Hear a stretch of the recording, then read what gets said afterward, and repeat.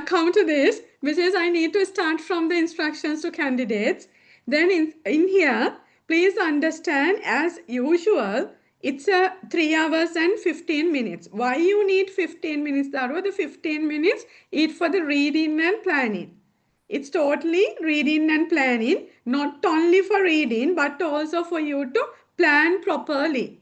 Then why you need to plan? I need to come for this point number 3. The planning I need to combine to this part. Why? The paper consists of 2 sections. Section A and section B. Section A, you don't have any options. Section A, you don't have any options. It's a compulsory question. It's 50 marks, compulsory question you have to attempt. But when it comes to section B, it has 3 questions. Among the 3 questions, answer any 2 questions. Now, the reading time, benefit of the reading time, you have to allocate for plan your paper little bit for this one. Then why it's important? Because among this section B, 3 questions, then you have to select 2 questions to do. It's a 325 marks questions. Among these 325 marks questions, then you have to choose 2, totally into 50 marks. That's how the 100 marks are coming. Under that situation, please understand, take from your this 15 minutes gradually and allocate time to plan your questions, what you are going to do, not section B, A, but section B. This is the first requirement. It's as your own wish. Then, next one, why we need again this 15 minutes, not just reading of the paper. Once you have selected the questions from the paper, then you have to again think about, am I going to do section A first or section B first? It's your own wish. Then accordingly, that again need one minute. These all are planning situations of your paper. Then after that, what now the thinking and the planning of the way or a pattern of the sequential of the questions, now you have to stop. Then from that, you have to select a most affordable question to you. Then there's the exam which your motivation levels and everything is highly critical. Then therefore, among these 3, one question 50 marks from section A and chosen question from the section B, then you have to pick and choose a question which is really easy for y'all. If not, which is according to you, the attainability is at a high level. Then select that question, read the facts requirement, or else read the requirements and go to the facts and understand the action verbs. And you have to start reading and planning for that, the individual question. Then when you are receiving the answer booklet, your mind is very clear. You have selected the question. Then in that question, you can answer. While that may be 10 minutes, it's available for you to read and understand the question. In that, you have to go with the answer plan in answer format. Each of the areas, you should have to have answer format. Then in that answer format, you have to very clearly elaborate with points how you are going to answer these questions. Then don't waste this 15 minutes reading time. Every second of your time is critical to make you pass. Then therefore, the effectiveness of this 15 minutes, it belongs to you. How you behave at your examination. That's the one critical point which I need to tell under instructions to candidates. And second one, which is the 3 hours. Then it's a 3 hours. It's not 3 hours and even 1 second. Therefore, be a smart student. Write your answers within 3 hours. Don't be too stingy. If there is a question which you can write more, please understand. Even you have write it, and write it. It's only if it is a 50 or 10 or 5 marks. It's all that. කොච්චර හොඳට ලියලා තිබ්බත් it's a maximum marks, it's available, it's 5 or 10 or like that. Then therefore for that marks is always given a time. If it is 10 marks, 18 minutes. If it is 5 marks, 9 minutes. Then use your time effectively. Don't waste, don't struggle in one question more than the expected time. That's the second instructions within this time frame. And I'm not coming to 2, but third one, it has explained. Section A, compulsory question, you don't have choices. Section B, you can select questions and do. And these I'm not going to discuss. The fifth one, the open book referential materials. Then these 3, how many bullet points? 1, 2, 3. These 3 bullet points are for your open book referential materials. Then please note that other than these open book referential materials, you cannot bring anything. Then it's the Inland Revenue Act number 24 of 2017 and its amendments, and the Value Added Tax Act and the amendments, and relevant gazette notification.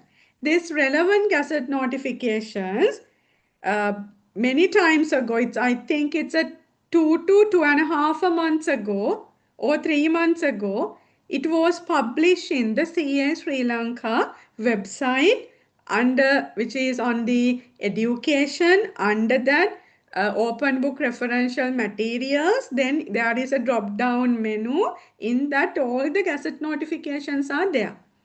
Then you can print those gazette notifications and you can bring it to the examination. No need to certify it from the institute. Then that is on 3 open book referential material. These 2 you can purchase it from the government publications. Then on 6th one, it's very, very important, which is the open book referential material policy. As a student, how you bring these documents to your exam. Then candidates are allowed to bring or use the above permitted publications subject to following: highlighting, sidelining and underlining. Relevant sections in the publications are allowed. Then you can highlight, you can tag these things, you can underline, tag. If I have taken Inland Revenue Act, you can tag the Inland Revenue Act particular sections. Then short notes. So this is the critical thing which you have to remember and not to do this for your open book referential material at your exam. Short notes or any other notes written on the permitted publications are not allowed. Typically, it's a critical, it has mentioned, you cannot write any short notes, any other notes written on the permitted publications. Don't write anything. If it is you have wrote anything, you cannot bring, because very visibly, very politely this has communicated to students. And if not mistaken, in February first week, I couldn't remember exact date, the institute has issued the open book referential material policy. Then it's available. Then therefore, this is very, very important, which is don't write anything in your open book referential materials. Then attaching, pasting or inserting any other documents to the permitted publications are not allowed. It has already printed. Don't write your things, don't attach your things into that. Then this is very, very important. If you bring the books, then do it in this manner. Then page tabs to refer the pages are allowed. Then decently these things you can do, but the second point you cannot do. Then the notes, textbooks other than permitted publications or any other materials will not be allowed.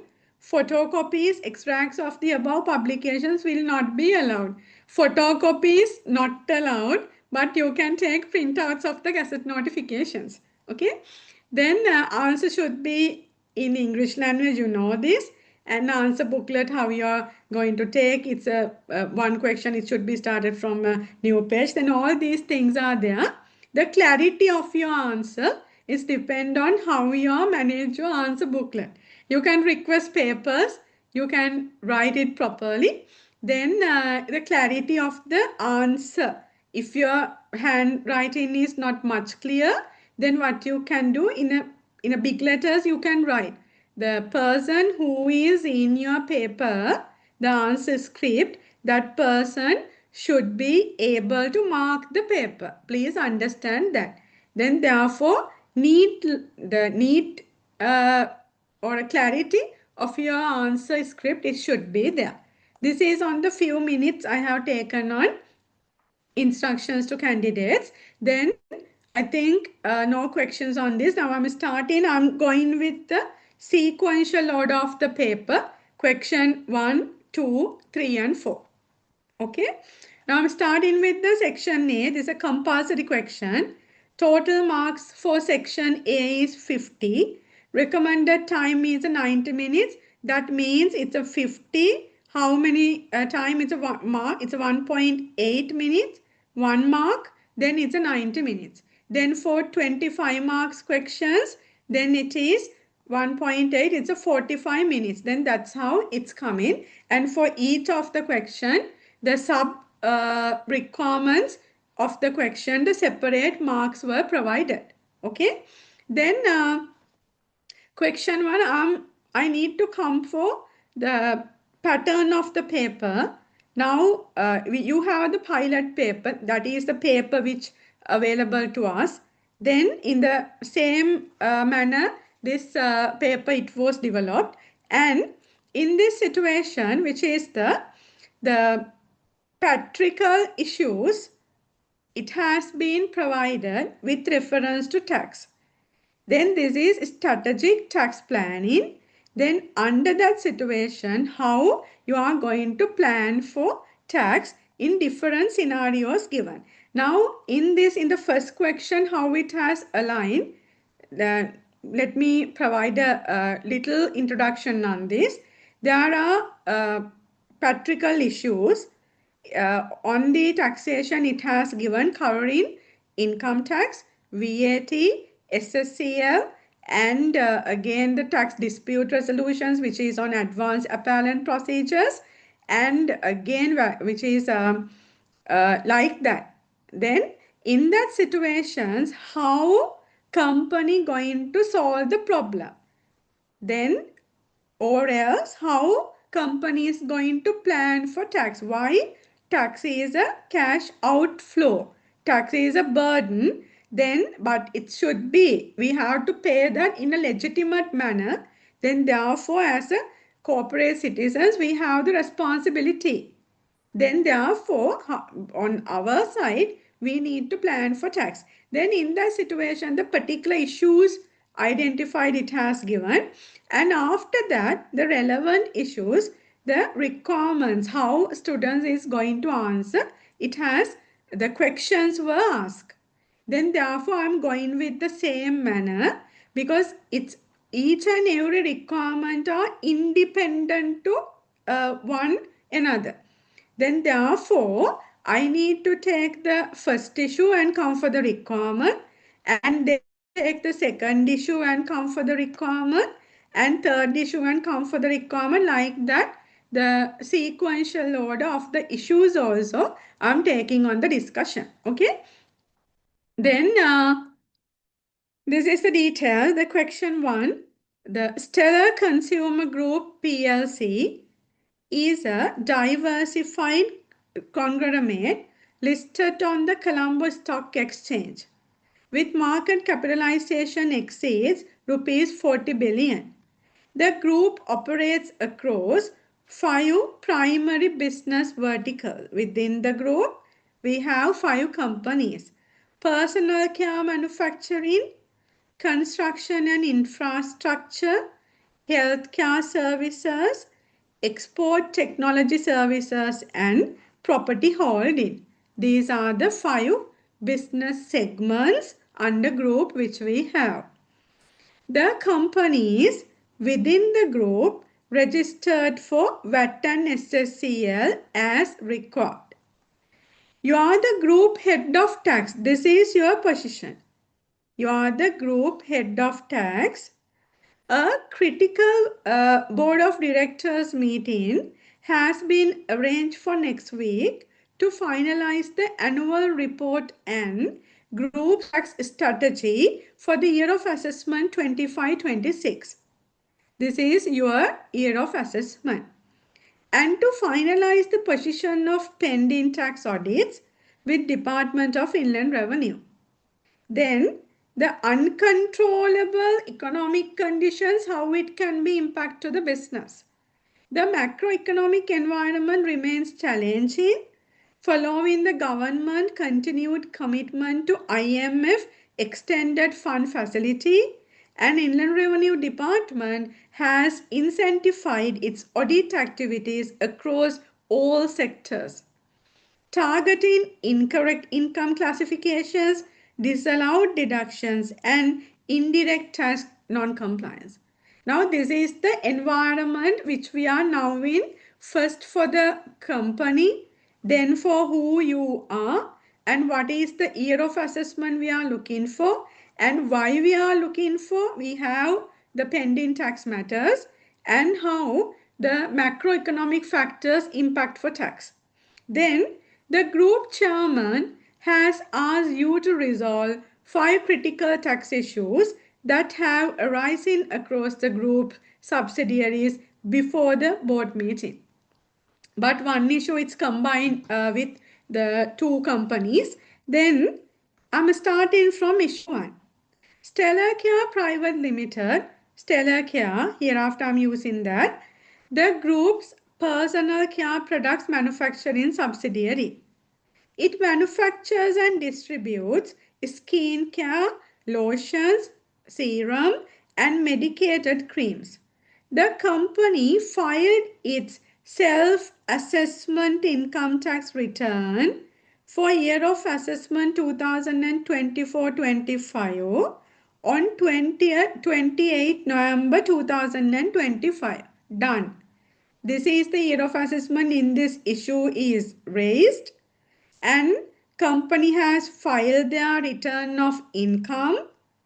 Then return shall be filed within 8 months from the end of the year of assessment. Within that period it has done. Then declare in taxable income of rupees 32,400,000. This is my taxable income given. Then final answer, which is the tax base. For this you have to apply the rate. Then that existing taxable income given and remitting the balance tax. Then on this, if there is a final income tax payment, it shall be payable within 6 months from the end of the year of assessment, that comes to 30th September 2025. Then it has mentioned if there is a balance, that balance also remit in and everything finalized. Then quarterly installment payments for the first 3 quarters were paid on time. However, the company has not made the 4th quarter installment payment. In any case, if the Department of Inland Revenue has identified that company has not made the 4th quarter installment payment, then what's the penalty application? Penalty is a 10%. 10% of the penalty on the non-payment, late payment, underpayment of the quarterly installment payments will be applicable. This is on the compliance base of the company. And however, the company has, there is an ongoing tax audit. This is a situation. There is an ongoing tax audit for the above year of assessment, that is year of assessment 24-25. And the Assistant Commissioner of Inland Revenue, ACIR, has identified the following details during the tax audit. Then it's an ongoing tax audit, no assessment raised yet, still tax audit is going. These are the issues. Come to one by one. Finding 1, Stellar Care purchase raw materials from a local supplier for rupees 1.2 million in month of 31st December 2025. Then here the purchase was made in cash. It should be 24. The purchase was paid for entirely in cash. The ACIR has cancelled the deduction. Now this is very easy provision. These are not anything, it's not difficult. Then this is very easy, which is the cash payments. Anything if it is 500,000 or more, then if it is made through the cash under section 10 subsection 2, it cannot be allowed to deduct. Now Assistant Commissioner is correct. Now come to finding 2. A motor lorry was purchased in June 2022 at a cost of rupees 7.2 million. Subsequently, the vehicle was met in an accident and was fully withdrawn from use. At the time of withdrawal, the accountant written down value of the asset was 4,260,000. The loss on disposal was recognized in the accounts equal to tax, which is a written down value. Then here, as no sale proceeds were recorded.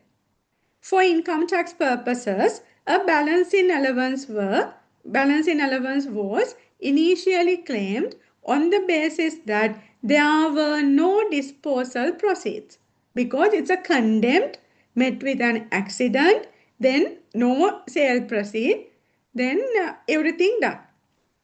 However, during assessment, the ACIR observed that an insurance claim of rupees 5.9 million inclusive of VAT, this is with VAT,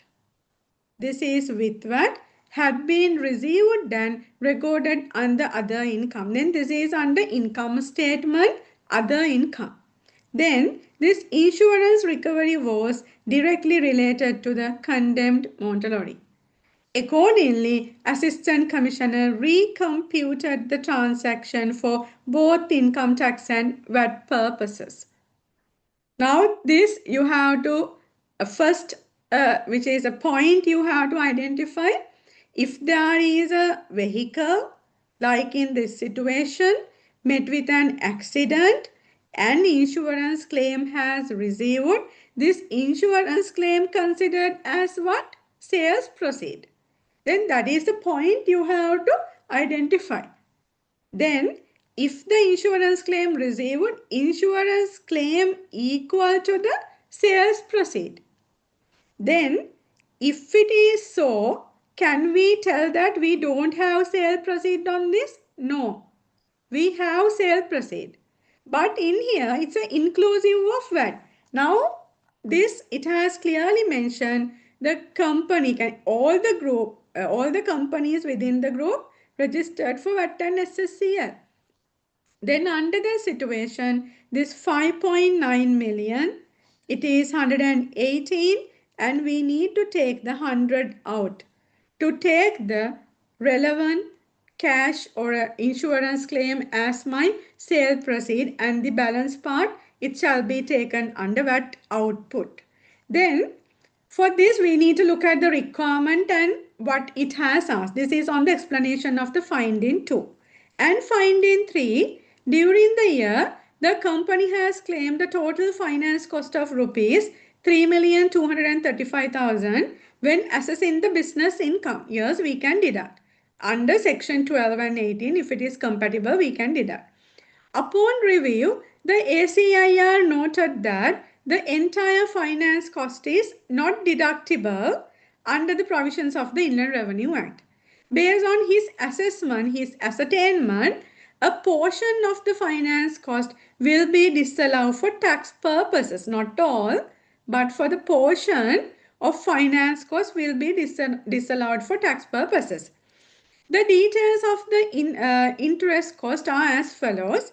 Now it has given what's the type of the borrowing, amount outstanding as at 31st March 2025, interest cost charged to income statement, and what's the nature, why we have borrowed this.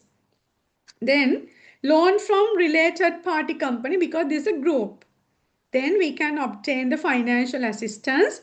Then in that, which is a loan from related party company, 15.5 million. And interest on that, 1,705,000. Nature of borrowing, constructing a new outlet, still under WIP position, and it will take another year to complete. Then you have to very clearly identify what is the, now when claiming interest cost in the Inland Revenue Act, we need to look at on two sections. One is the section 12, other one is the section 18. The section 12 is the determining section for the deductibility. Can we deduct the finance cost? Is taking from the section 12. In that section 12, we have two parts, A and B. Then in this situation, A, it's talking about if the borrowing has utilized to acquire an asset and that asset is used for the production of income, the corresponding interest on that borrowing you can deduct. B, it has mentioned on its one side, B, if any borrowing, the nature of the borrowing, if it has obtained to production, use for the production of income of the company. If it is so, then it is deductible, but it's subject to section 18. What section 18 mentioned? Stated what's the maximum borrowing which we can cater, which we can take under Inland Revenue Act. It's a stated capital plus reserves into 4 times, but other than revaluation reserve. The separate formula it has given in the section 18.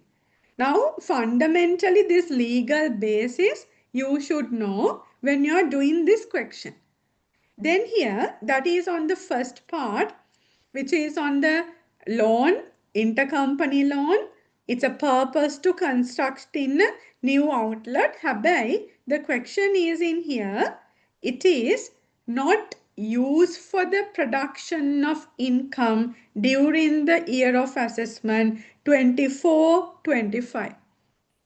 That is very, very important to understand. Therefore, this entire finance cost or entire interest cost related to this with charge to income statement, we cannot claim.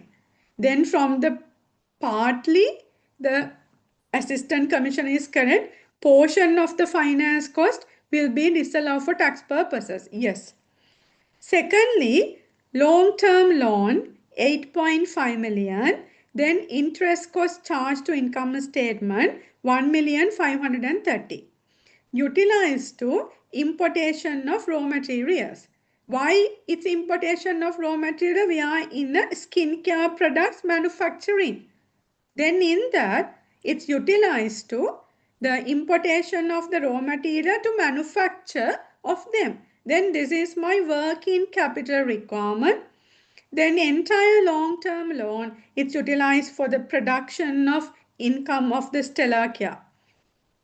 In that situation, this can satisfy the section 12 subpara B requirement.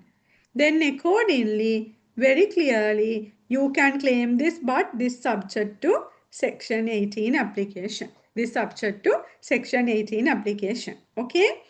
Then this is the basic legal provision which we need to look at. The totals are given and as at 31st March 2025, following extracted from the statement of financial position. Stated capital given, retaining earnings given, revaluation reserves, don't take this. And there is another point given as same, there is a forward interest expense.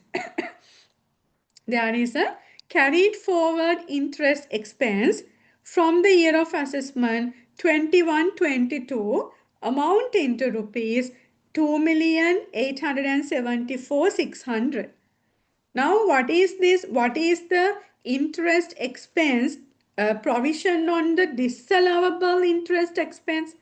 If any interest expense, if it is not subject to this section 18 application, if there is an amount to be disallowed, it should be disallowed in our income. When computing the income tax liability, it should be disallowed, but it can be carried forward to how many years? It can be carried forward to 6 years of assessments. Now this is the details given on that, which is the for 6 years of assessment, it can be carried forward. What is the originated year? It is the year of assessment 21-22. Then from 22-23 onwards, 6 years, then it can be carried forward. Still now we are in 24-25 for this question. Then in that situation, still we are within 6 years of provision 22-23, 3, 4 and the 4, 5.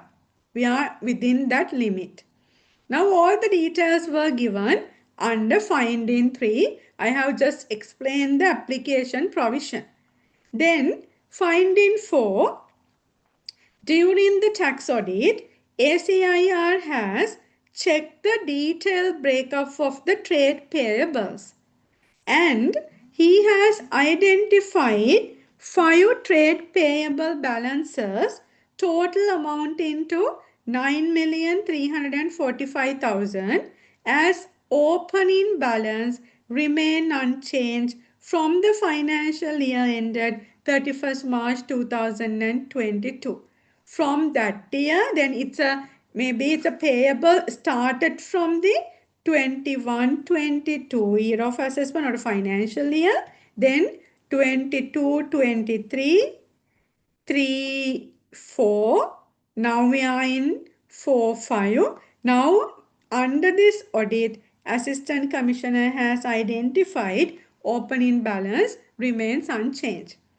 And during the tax audit procedure, ACIR has considered it as a part of the business income and tax accordingly. Is this treatment correct? Yes, it is correct. Why? We have, in tax purpose, we have the method of accounting under Inland Revenue Act. Now, under Inland Revenue Act, due to this method of accounting, we are going with which method? Accrual basis of accounting. Based on the generally accepted accounting principles. Now, why we need to recognize trade payable? What's the initial entry? We have made the credit purchases. Then in that, my purchase debit and my trade payable credit, which is purchase is deductible in my when in gross profit first, then ultimately it's hit to the profit after tax. Now what has happened? The 4 years gone, or if I have taken almost 4 years completed after the this original transaction happened, still we have not made the payment. Then under that, in section 23 subsection 7, what has happened? There is a deemed inaccuracy happened. In the deemed inaccuracy, which is the settlement which we have to do, we have not made. But the benefit of the expenditure we have taken. Then the Assistant Commissioner can check what is the period of the unsettlement? Now, unsettlement period, if it's a 3 years, the assistant commissioner can do this adjustment. Act itself, the benefit to do that to power it has given. Then therefore, for this finding for 9,345,000 is the deemed inaccuracy on trade payable. Yes, assistant commissioner can hit it to the it as the business income and ascertain the assessable business income again by taking this one. Then these are the 4 findings what I have done as the same thing. If you can do the exam, then it's really good. You have to identify by reading what are the areas it has asked. Then you are clear on the areas what it has asked. Then I need to come for requirement.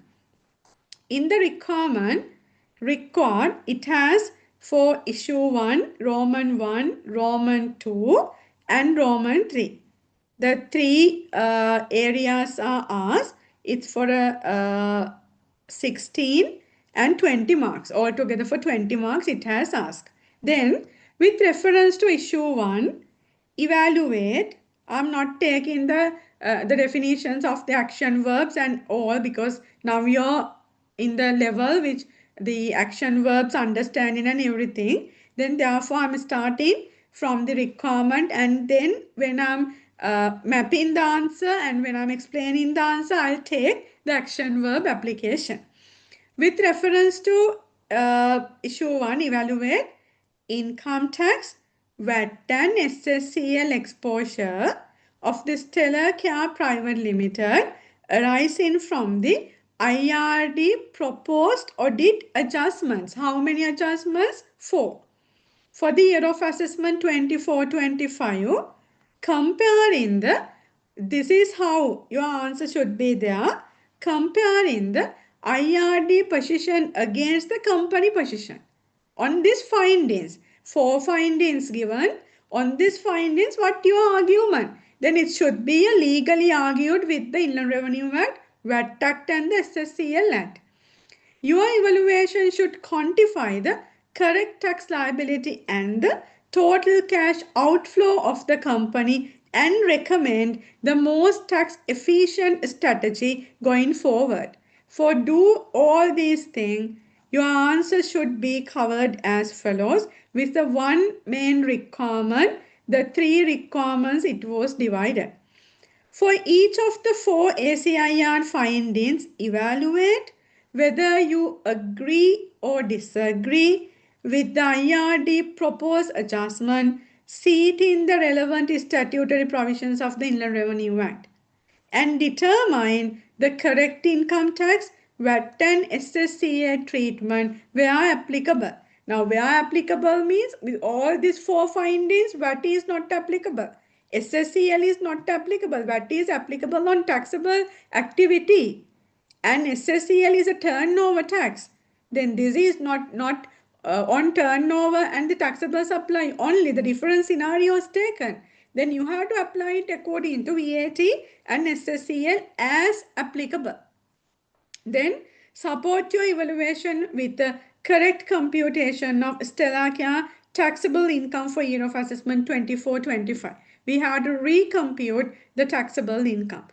That is for 12 marks.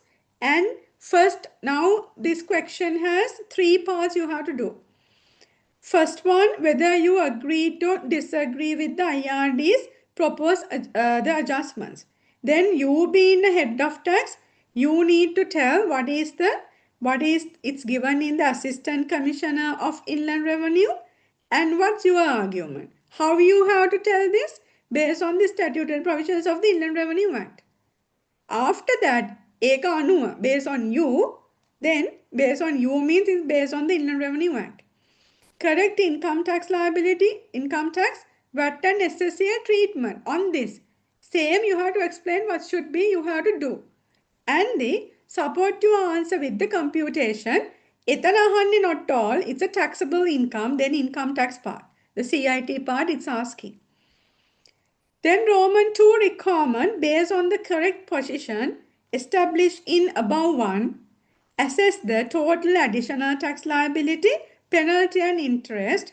For interest calculation or computation, consider the period from 30th September 2025. This is the final payment due date for 24-25 to 10 June 2026.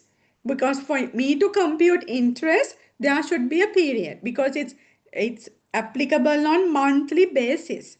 Then, and prepare a cash outflow summary showing total financial exposure to the group arising from these audit discrepancies. This is second one. Then Roman 1 and Roman 2 join together.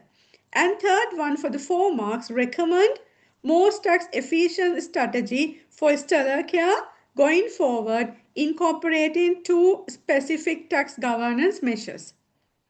Now we have 4 issues, 4 findings under issue 1.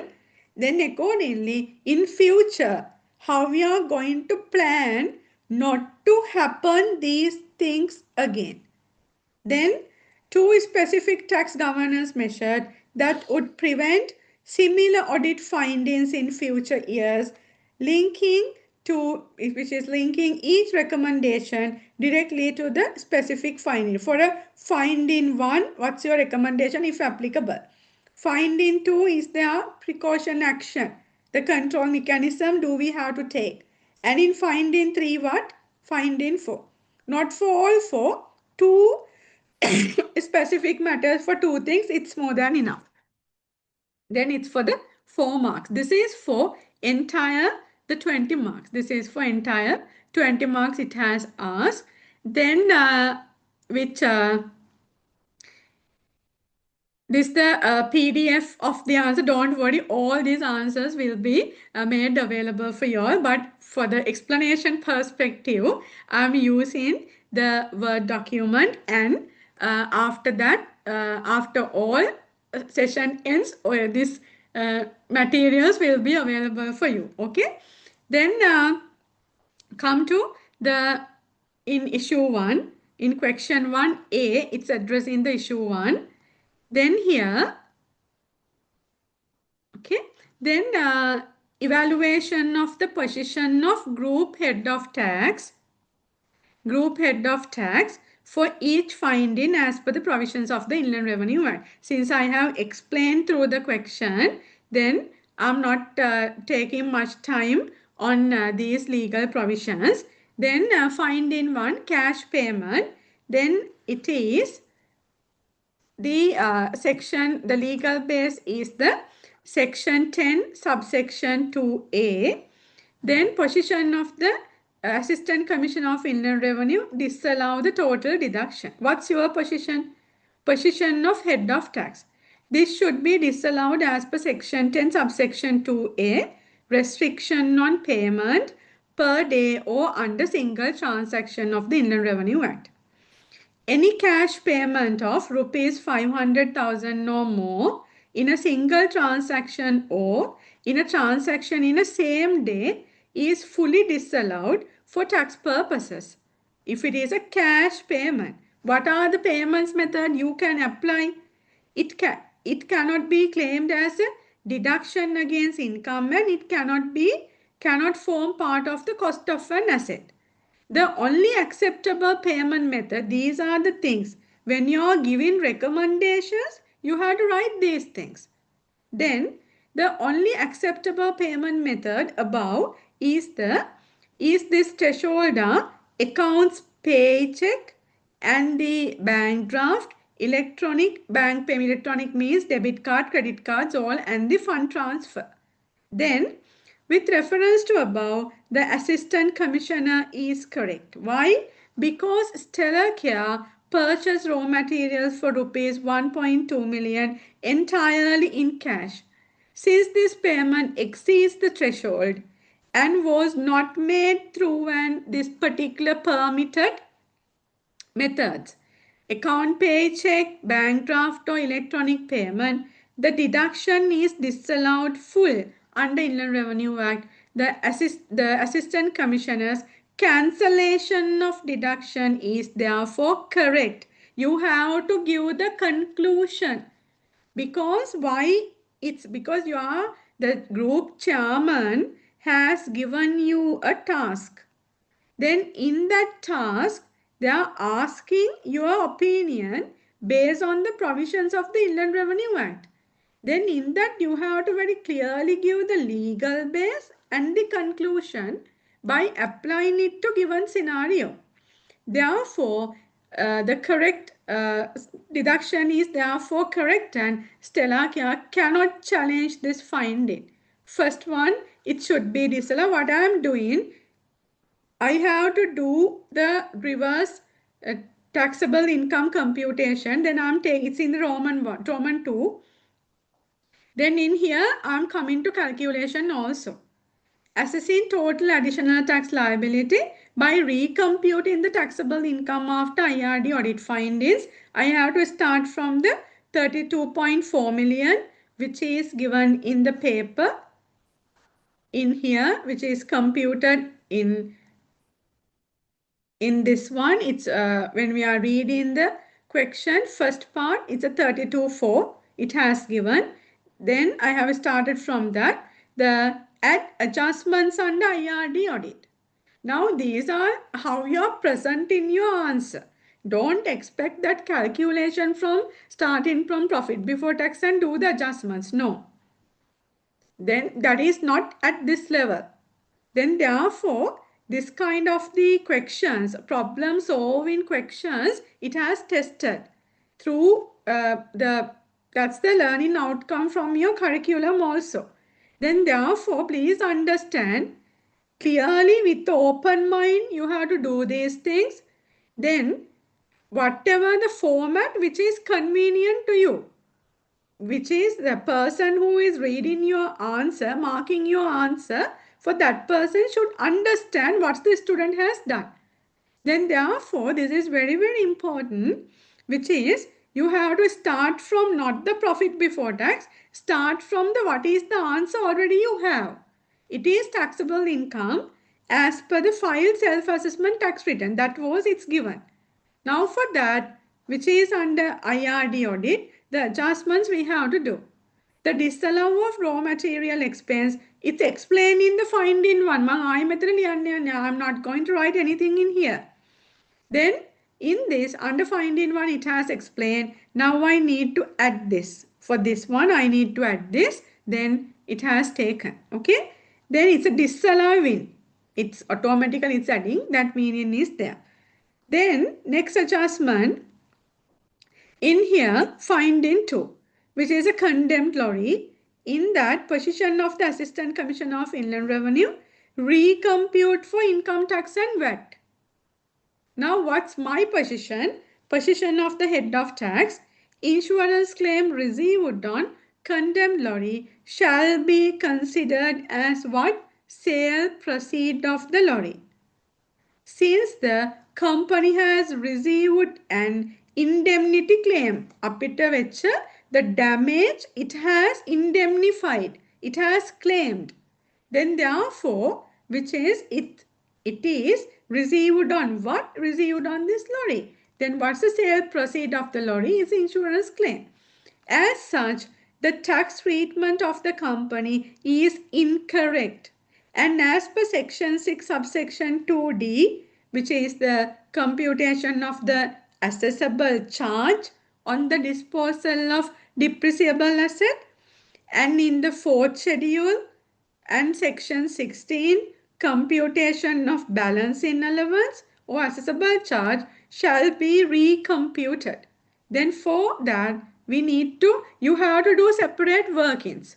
And your workings should be very clear because if even a small calculation, then take a working and do that and take your answer. Because it's very important, don't do everything in combined manner. Then it's maybe not benefited to you when someone is seeing your answer. It's as a mix. Okay. Then for this, all adjustments I need to do. Then again, I need to come for the question. Quickly, I'm taking now the insurance claim, and it's a cost. Only 2 which I need this 2. which is the cost is 7.2 and the insurance received 5.9. From that, the 900,000 VAT we have to take separately. Now come to the calculation. I'm doing both together, Roman 1 and Roman 2 together. Then here, first we need to compute, this is the adjustments related to condemned lorry, which is finding 2. Now we need to look at if this has considered as a sale proceed, what should be the answer? Then that should be taken into my taxable income. Come to that, which is in working 1, the withdrawal of condemned lorry. Consideration equal to insurance claim. Then insurance claim is rupees 5 million, not 5.9. Why? Come to what implication here in finding 2. Then finding 2, as per the definition of a taxable activity under section 83 interpretation of the VAT Act, the insurance claim is the part of any activity carried on as a business, trade, profession or vocation. The lorry we have used for our business. Then that lorry has condemned and we have received the insurance claim, we have to pay VAT, no argument. Therefore, output VAT shall be payable. How to compute?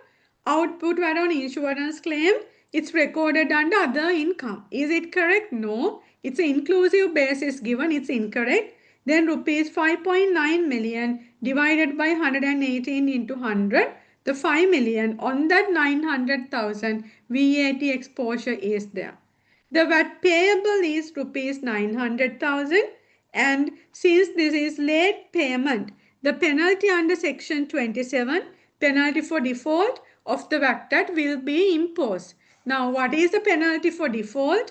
Which is immediately 10%, and then on each month or part of month after ending of the first that immediate month, then after that ending of the next month, until that if the payment has not made, then after that 2% will be added. Maximum penalty is the 100% of the outstanding tax in default. Then this is 900,000. Then therefore this 5.9 million we have to segregate. We have to segregate into what should be the actual the insurance claim and what should be the VAT payable on that. Then that's what it's explained through the VAT implication. Then here under income tax perspective again I need to come. The assessable charge, then consideration is 5 million. It's understandable. Cost in the question it has given 7.2 million. When this has purchased? This has purchased on June 2022. Then that means year of assessment 22-23. And we have claimed the capital allowances on 22-23 and 23-24. And 24-25 what happened? It has disposed, that means it has cancelled, withdrawn. Then up to that, the 2 years, we have to compute the capital allowances for me to compute the balancing allowance or assessable charge. Year of disposal, year of the cancellation of the asset in here, year which is met with an accident, no capital allowances. Anyway, the fundamental rules you have to remember. For year of disposal, no capital allowances. Then capital allowances claimed 2022-23 and 23-24. Then this is the cost of the asset. It's 7.2 million. What's the number of years for lorry? It's a 5 years. And how many years capital allowances claimed? 2. Then it's 2,880,000. Now we have the application of the tax written down value of the lorry. Tax written down value of the lorry 4,320,000. Then what is my selling price? Or it's my insurance claim equal to consideration 5 million and written down value. Now I am ended up with what? The assessable charge of 680. This should be tax. This should be tax. Then this is the first adjustment with the working. It should be taken into consideration. Now next one, we have to look at now already in the question it has given what? The here for income tax purposes, a balancing allowance was initially claimed on the basis that there were no disposal proceeds. Now can you keep that balancing allowance in here? No. When we are computing this taxable income of 32.4 million, this has already deducted the balancing allowance. Now can we deduct it as it is? No. That deducted amount we have to add back. That is incorrect. Then therefore, now we need to compute what is the balancing allowance. What is the balancing allowance? Then it's a, we had, when it comes to work into, we have the cost of the asset. Then in the cost of the asset, how we are initially computed this? Then no consideration. No consideration. Then here the tax written down value we have computed. We have the cost, capital allowances claimed, which is same amounts in here. Then therefore, we have ended up with the balance in allowance 4,320,000. Then this 4,320,000 already we have deducted when computing our business income. Then when it comes to taxable income, the taxable income figure arises after deducting this. Can we deduct this as it is after these adjustments? No. Then what you have to do? You have to add back it. For the same asset, there should not be balance in allowance and assessable charge both. This is what computed balance in allowance reversal. Very clearly given. This is not new which we are putting add, but this has the, which is already it has deducted, but now we need to add due to this adjustments to the Inland Revenue Audit. And reversal of insurance claim recorded as other income inclusive of VAT. Now this other income, can we put this as the other income? No, because now when computing taxable income, which is 32.4 million initially computed in here, this 5.9 million already included in the profit before tax. Then in that profit before tax, it has included as other income, and in business income calculation also it has included. Now in this 32.4 taxable income also that has included. But what we have done, we have segregated this. For that, what we have to do, then we have to park 5 million on the disposal account. And we have to park 900,000 on VAT output account. VAT output. And this 5.9 million other income, it should be debited, and disposal account, it's credit, and the VAT output credit, this should be 0.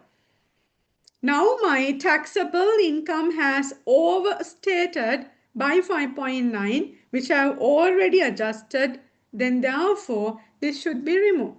That kind of the other income is not there for me to tax because it has transferred properly as it is applicable. Then thereby, which is this 5.9 million, it should be removed. That's all on these 3 adjustments under the recomputation of the motor lorry met with an accident you need to take into consideration. Okay, that is on the second finding. And on third finding, the finance cost, not difficult at all. Then in claiming of finance cost, position of the Assistant Commissioner of Inland Revenue, total finance cost rupees 3,235,000 shall not be deductible. What's my position? Position of Head of Tax, the interest of rupees 1,705,000 shall not be deductible. What is this 1,750,000? It is on the WIP, the borrowing utilized on the construction of the outlet. Then in here, the shall not be deductible due to non-compliance with the section 12A, which is borrowing has utilized to acquire an asset, but the asset has not used for the production of income. Accordingly, to claim interest cost, borrowing has utilized to acquire an asset, and asset shall use to produce income during the year of assessment. This is the condition. However, as per the nature of the borrowing, it was noted that the outlet is still in the WIP situation and not used to produce income. Hence, total interest expense rupees 1,705,000 shall be disallowed. This is not under section 18 application. From the non-compliance or eligibility criteria of the section 12A not satisfied, then it should be fully disallowed. And interest cost on long-term loan is allowable under section 12B, which is the long-term loan which we obtain to raw material importation, since it has incurred for the production of income but subject to section 18 we need to look at. And since there is unutilized interest cost in borrowing, company can take the advantage on that as mentioned in working 4.4. Now entire finance cost, the relevant adjustments, now we need to look at the application. Now come to that part in the calculation. The finding 3, finance cost. Intercompany, interest on intercompany loan, as explained, it should be disallowed. Interest cost applicable on unutilized borrowing.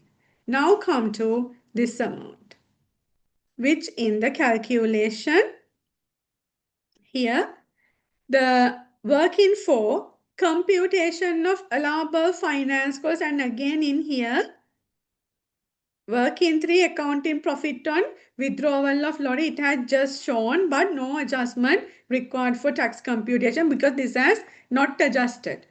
If you need to adjust accounting profit, you have to first include it to the profit before tax. And when computing taxable income in business income, you have to remove that. Then no impact on that. But for you as a reference, I have done the calculation, but no adjustment on this. We need to take care. And then the working for accounting profit on, the working for computation of allowable finance cost. Interest cost on related party loan. Interest in loan from related party company 1,705,000 disallowed since not compatible with section 12A. Explain. And the next one, computation of allowable finance cost. These are typical adjustments, very, very important adjustments when it comes to your examination. Then 4.2, computation of allowable finance cost. What is the finance cost as per income statement? 3,235,000. Then from that, I need to deduct the directly disallowed finance cost. It is 1,705,000.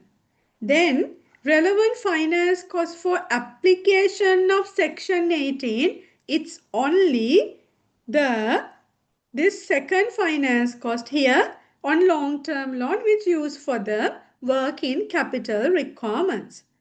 Then you know the formula. This, since I have to provide the details, this has embed, which is the application of the section 18. I'm not going to explain formula, but I need to come for working. We need to compute what is the allowable finance cost as per section 18 of the Inland Revenue Act. Now, what is my finance cost? This is my finance cost. This is the borrowing, corresponding borrowing for this finance cost, and then it should be multiplied by stated capital plus reserves other than revaluation reserve into 4 times. Then after this adjustment, the allowable finance cost, the finance cost which we can deduct during the year of assessment 24-25, 2,458,800. You can do the calculation. 1,530,000 divided by 85, and that answer you have to multiply by 15,000 plus 3.4 million, and that into 4 times. Yeah, then it's this amount is you are getting 2,458,800.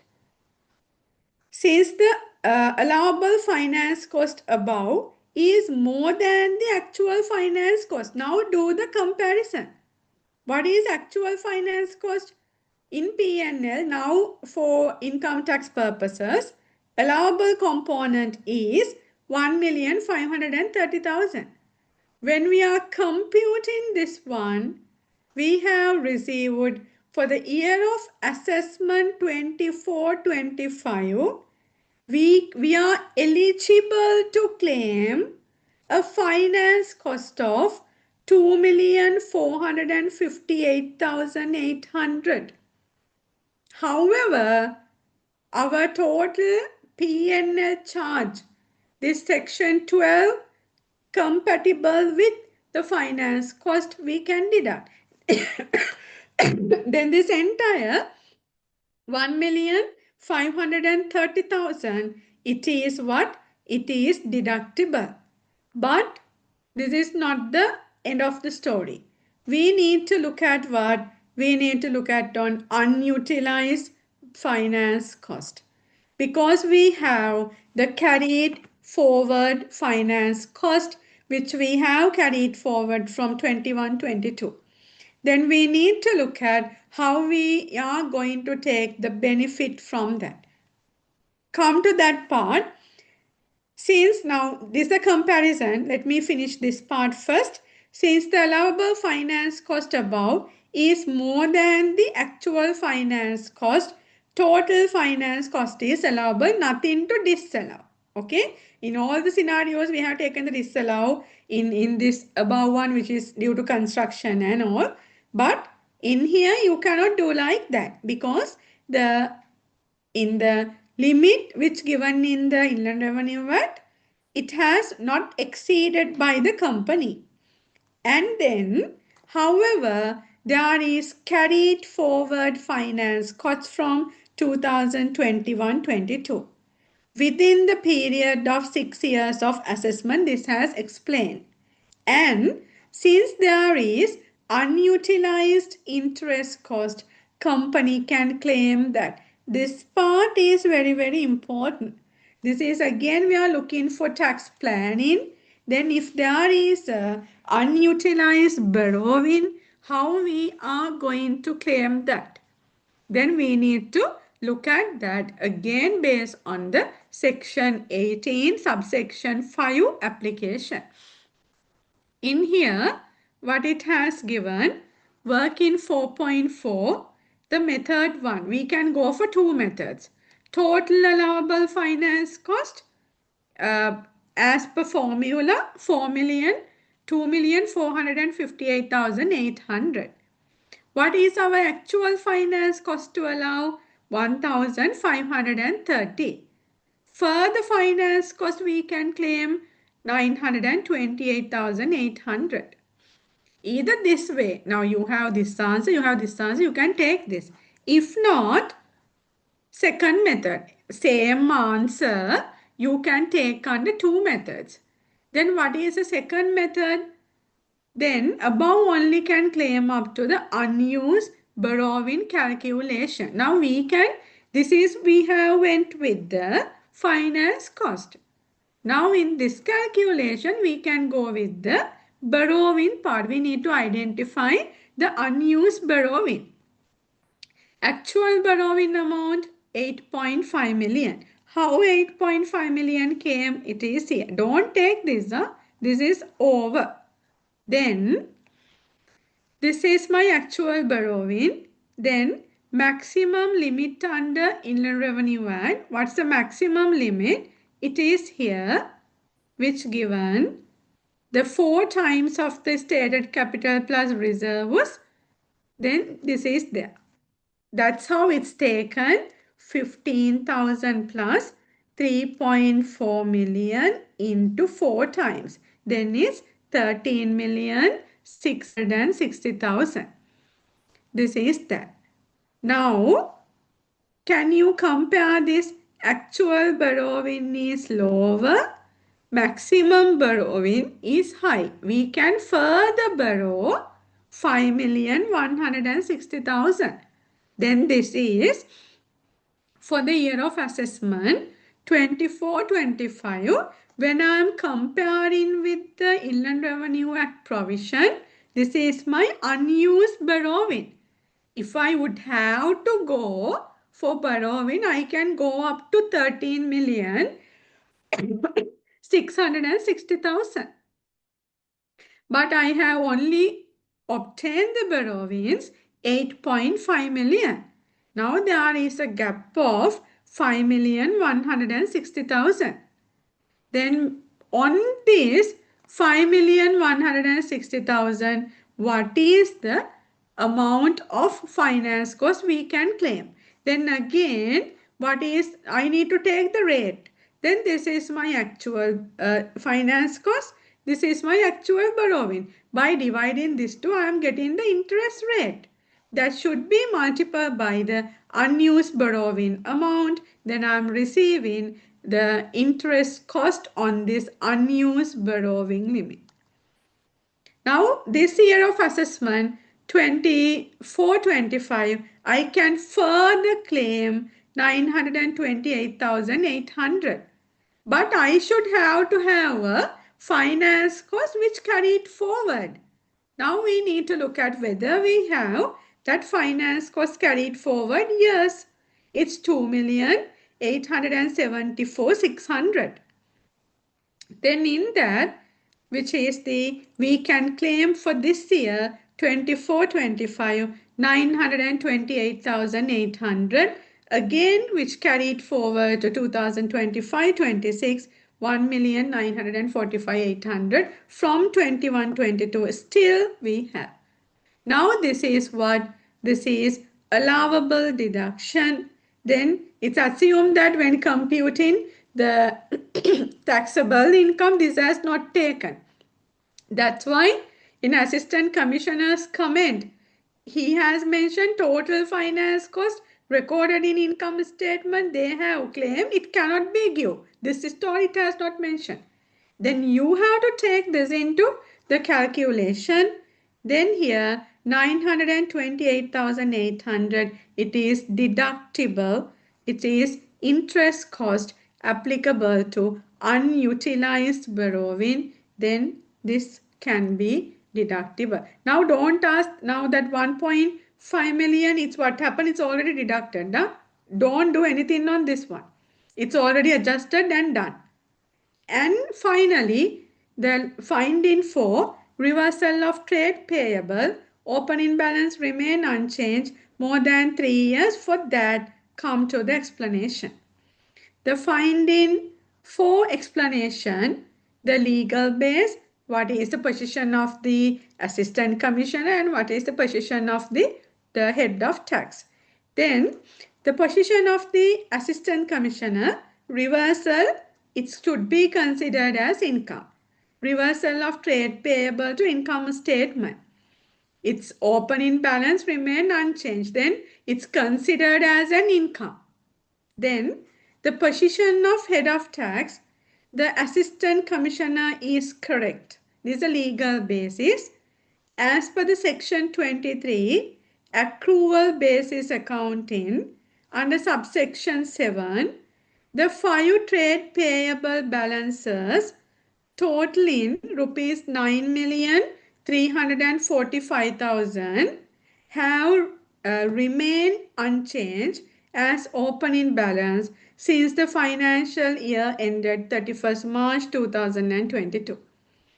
A period of more than 3 years. since the underlying obligations were never settled within 3 years period is a provision, and inaccuracy is deemed to have occurred under Inland Revenue Act. The Assistant Commissioner is therefore correct to include 9,345,000 in Stella Care's taxable income. Then same we have to do in our calculation. Then here it is adding to the existing taxable income, reversal of trade payable opening balance remains unchanged for more than 3 years. Then these are the all adjustments with reference to income tax. Let me complete Roman 1 and come to calculation. Then what implication it has explained only one transaction, which is the insurance claim. It has explained the SSCL implication on finding, it is again for insurance, because SSCL is what? SSCL is a turnover tax. Then it's based on the conducting business of import and selling, providing of services, including financial services, and the manufacturing and selling, and the wholesale and retail sales, and the distribution. Then accordingly, this insurance claim on a motor lorry which it has condemned, it has disposed, then this is out of scope of the SSCL. Then come to here, finding, it's applicable to finding 2, SSCL implication on findings. As per the section 3, imposition of the social security contribution levy, this is excluded from the chargeability of the SSCL. Since insurance claim is not forming part of the turnover of the Stella Care from conducting business. They are doing what? The manufacturing of the beauty care, skin care products. Then in here, the insurance claim is as a business, they are not receiving insurance claim while the vehicles are met with the accidents. Then that's one angle. On the other hand, rupees 5 million considered to be the consideration received on disposal of depreciable asset for income tax purposes. Then thereby, even this is now due to correct treatment of the taking it to disposal, proceed and taking the value added tax. Now it's not coming to income statement. That's what I need to highlight. Then therefore, such receipts are excluded from the turnover of SSCL. Then this is on SSCL treatment. This is on VAT. Above for the all 5 findings, all 4 findings, the income tax explanation given and the calculation explained. This is revised taxable after adjusting all these things. Then this is revised taxable income. Then additional tax liability. Don't take 30% on this sentence. This is additional tax liability. No. You need to take the gap. Gap between what? Existing taxable income and currently what we have computed. The difference in between these two at the 30%. Then in that, after applying that, it's a 3,126,360. For this penalty, we need to take 20%. Why 20% penalty? On the final income tax payment, it has mentioned as on assessment, on self-assessment and assessment. In the final income tax payment, the penalty is 20%. Then this is coming under that. Then it's 20% on this, and interest for that reason, the starting point, which is the final income tax payment due date, and the ending point is which is the given in the question for us to do the calculation properly. Original due date of the payment, 30th September 2025, the due date of the final income tax payment. From that up to the 10th June, it's a total month or part thereof. Then in that, the September, then October, November, December, January, February, March, April, May, June. It's altogether 9 months. Then interest will be applicable on the additional tax amount. This is my additional tax liability. 3,126,360 into 1.5% up to that 9 months. Then total 422.59. This is my total cash outflow from this. If this as it is, this audit has finalized. This is my total cash outflow. That is the answer for the Roman 1 and Roman 2 of the question. And Roman 3, the recommendations, these are actually internal control mechanisms. Then you should have the taxes combined with the financial and non-financial information. Then therefore, even for the value-added tax, then therefore, you need to clearly understand for me to not to pay more taxes, I should have a sound internal control mechanisms on each areas. Then especially effective to the tax. Then which is recommendation 1, addressing finding 1. We are looking for this one, the 2 findings. Taking 2 findings, you have to give the recommendation not to happen this again. Then for that, then I have selected 2 findings. For the finding 1, cash basis on the payment, and secondly, which is the long outstanding trade payable. Internally we can manage these things. Then in here, the cash purchase, it's disallowed. Then for that, what we can do as a precaution actions not to happen this again.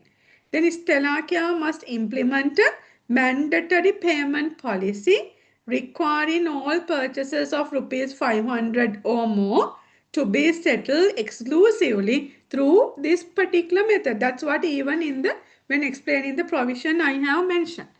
Then it should be there, and no payment should be processed without confirming that the payment method is bank based. There should be a properly recorded base. Then to doing this, this eliminates the risk of the deductions being disallowed. If you have done this in maybe check payment, online transfer, the credit card, debit card, under that situation, this entire 1.2 million is what? It is an allowable deduction. Due to your method error, it has disallowed. Then, therefore, the deductions being disallowed under cash payment prohibition, and at the same time ensure a clean documented track for each significant purchases. The supporting document and the payment method, it should be, it's clearly mentioned with the proper approval to go with the other than cash methods. This is for the first recommendation. These things you can think and write, but it should be matched with the legal base of the Inland Revenue Act. Then that's why the encourage the company to do with that legal methods of the payment.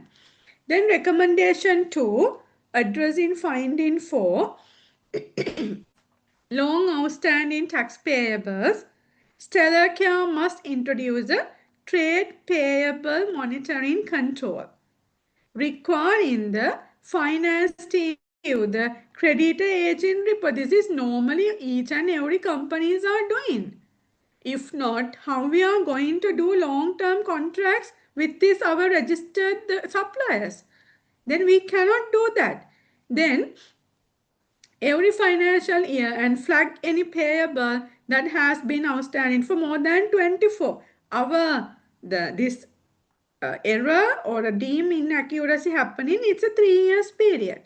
Then why can't we look at what is our outstanding period, and are we doing the transactions with them? and why they are not requesting money. Then, well before 3 years, inaccuracy threshold is triggered. For any such balance, the company must either settle the obligation before third year, or we can do the same thing. We can charge it to the assessable income involuntarily. We can take into our other income and charge it. If it is so, if we voluntarily done that, then we are not, which is subject to this 20% and 1.5% of the penalty. Penalty of 20% and 1.5% monthly interest. We are not subject because we genuinely, voluntarily, the trade payables recorded in the payable, we have taken into the income statement as the other income. Then benefited through 20% penalty and the 1.5% of the interest. These are the two recommendations for you to go through at the point of the selecting findings and giving precautionary actions. Okay, then this is the end of the first 20 marks of the paper. Then before going for issue 2, let me check your questions. පේන්නේ කියපු ටික අරුණුකොට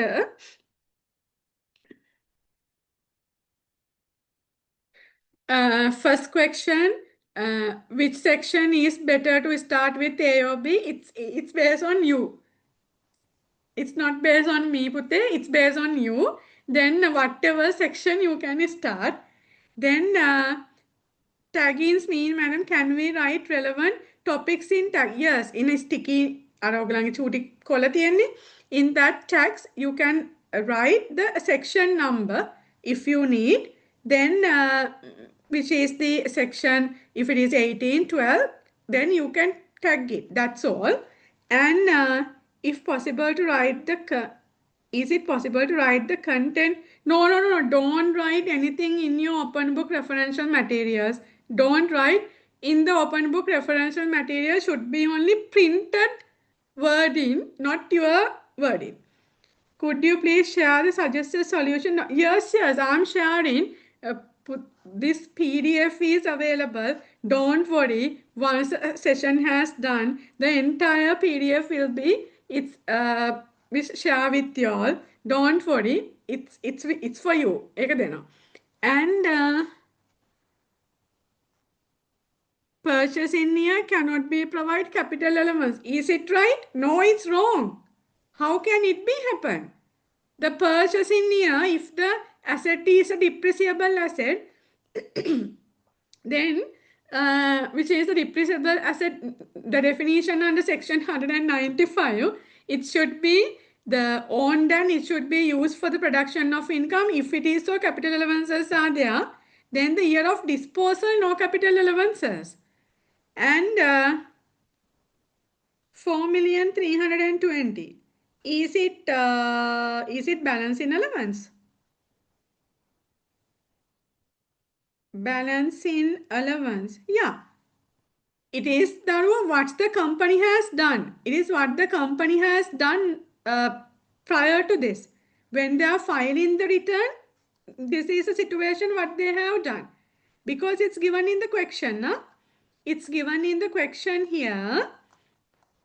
Let me come to that part and show you where it has mentioned. In this, it has mentioned the accounting loss, it has mentioned, and no sale proceeds were recorded. Then for income tax purposes, balance in allowance was initially claimed on the basis that there were no disposal proceeds.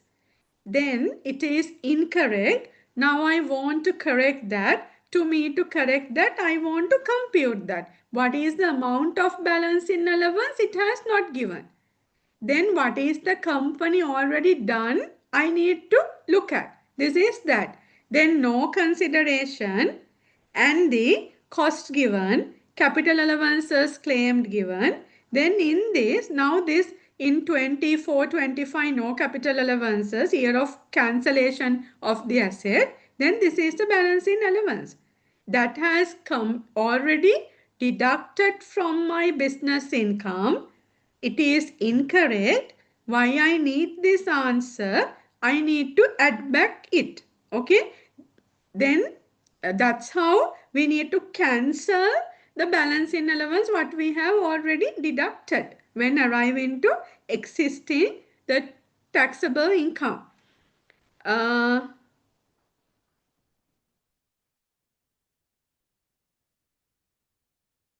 and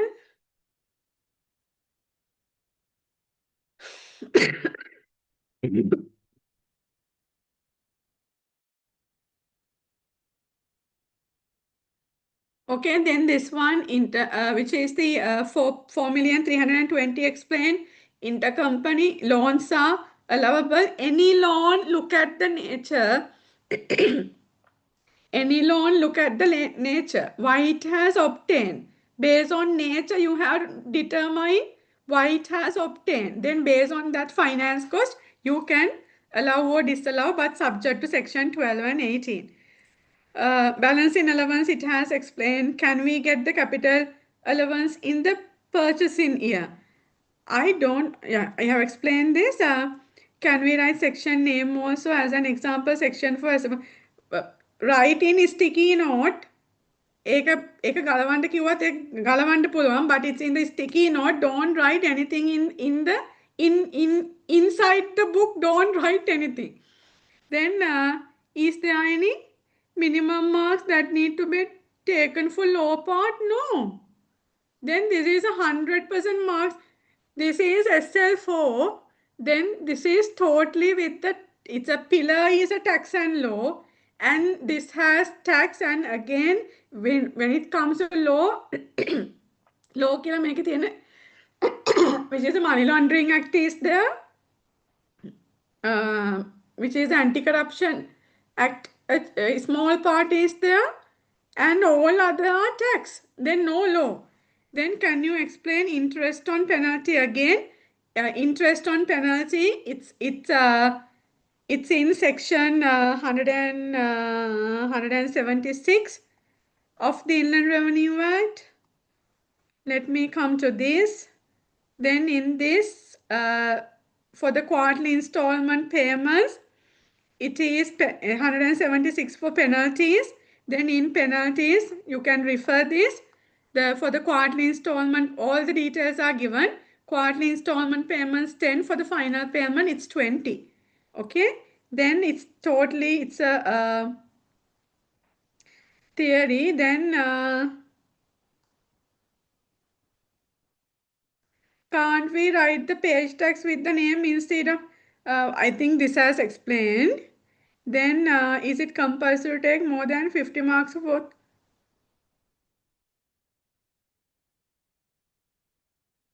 I think you all misunderstand. Then Darwa, this is SL4. This is strategic tax planning paper. I guess that you all know the paper. Then this is not a corporate tax. Corporate tax and law is in the corporate level. It's 55% law and the 45% tax. That is for corporate level, corporate tax and law paper. This is SL4. Subject is strategic tax planning. This is a subject where the tax, and there are a small amount of the different laws. The tax with the income tax, SSCL, VAT, and all these, the Fourth City Act, which is again the BOI Act, some provisions, the Tax Appeals Commission Act. Then these things are there. Then, okay. Yeah, the recordings will be made available by the institute.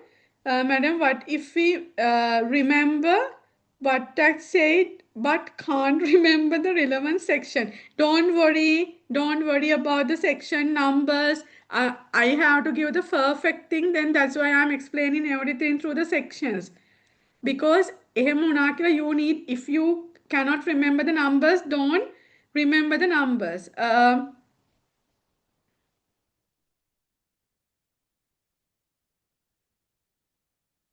Hiyo, don't check at the arm's length provision now. If the arm's length provision it has asked, go with that. The section 33 application, arm's length, it's a intercompany loan under section 33. Any transactions in between associated person, it should be at arm's length. Now you can see there is interest rate charge. The interest rate, I guess it's 18-15%. It's at a market rate. Don't think about the other than the scope. Huh? Yeah, you are getting the recording.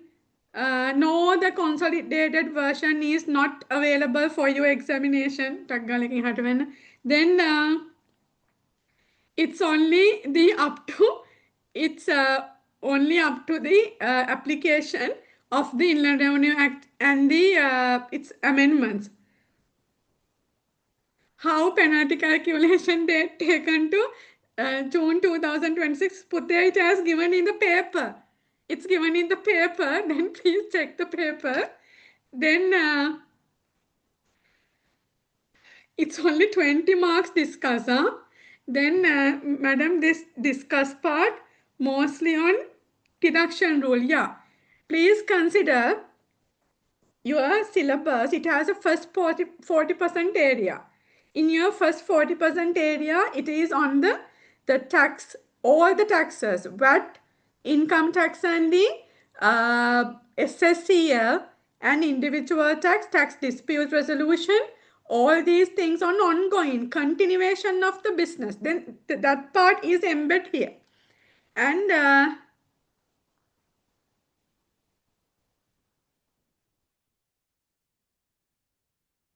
okay.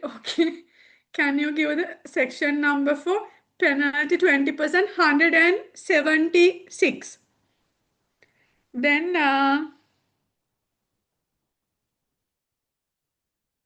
no, this is the paper before your exam. Then this is a prerequisite for you. I think you have done the pilot paper. Then because these all helps are taken for you to take the benefit, then therefore, which is for 12 marks, this is the explanations it has given for you to give the overall idea. This is not the actual exam. Then therefore for you to, for more convenient at the exam, then these things were mentioned. And when you are writing for the finding one, is it difficult? No. Finding two, yeah, little bit you have to think with the accounting terms also. And when it comes to finding 3 and 4, you these without much time you can do. It's not 12, it's a 12 and 4 in the 16 marks. How can we buy these open book materials? As I have mentioned, the Gazette notifications are in the CS Sri Lanka web portal. The path also I have mentioned. You can take it, the application, and it is there. And for VAT Act and the Inland Revenue Act, please buy from the government applications. Inland Revenue Act, a maroon color book. VAT Act, I don't know color. Then, Miss, can you go back to 20% in additional tax liability? So, why 20%? Is it due to... Yeah. After this, now what's the requirement of the question? The requirement of the question is to compute cash outflow. Then what is the for 24-25? What's the final income tax payment due date?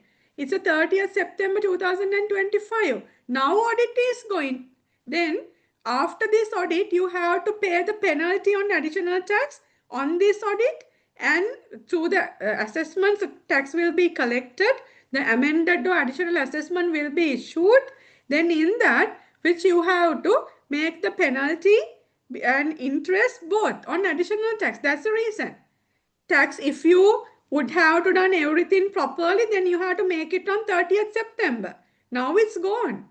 Then this on additional tax, 20% penalty you have to pay. Any questions? No questions, then I need to come for okay. Then I need to come for the next one, next question.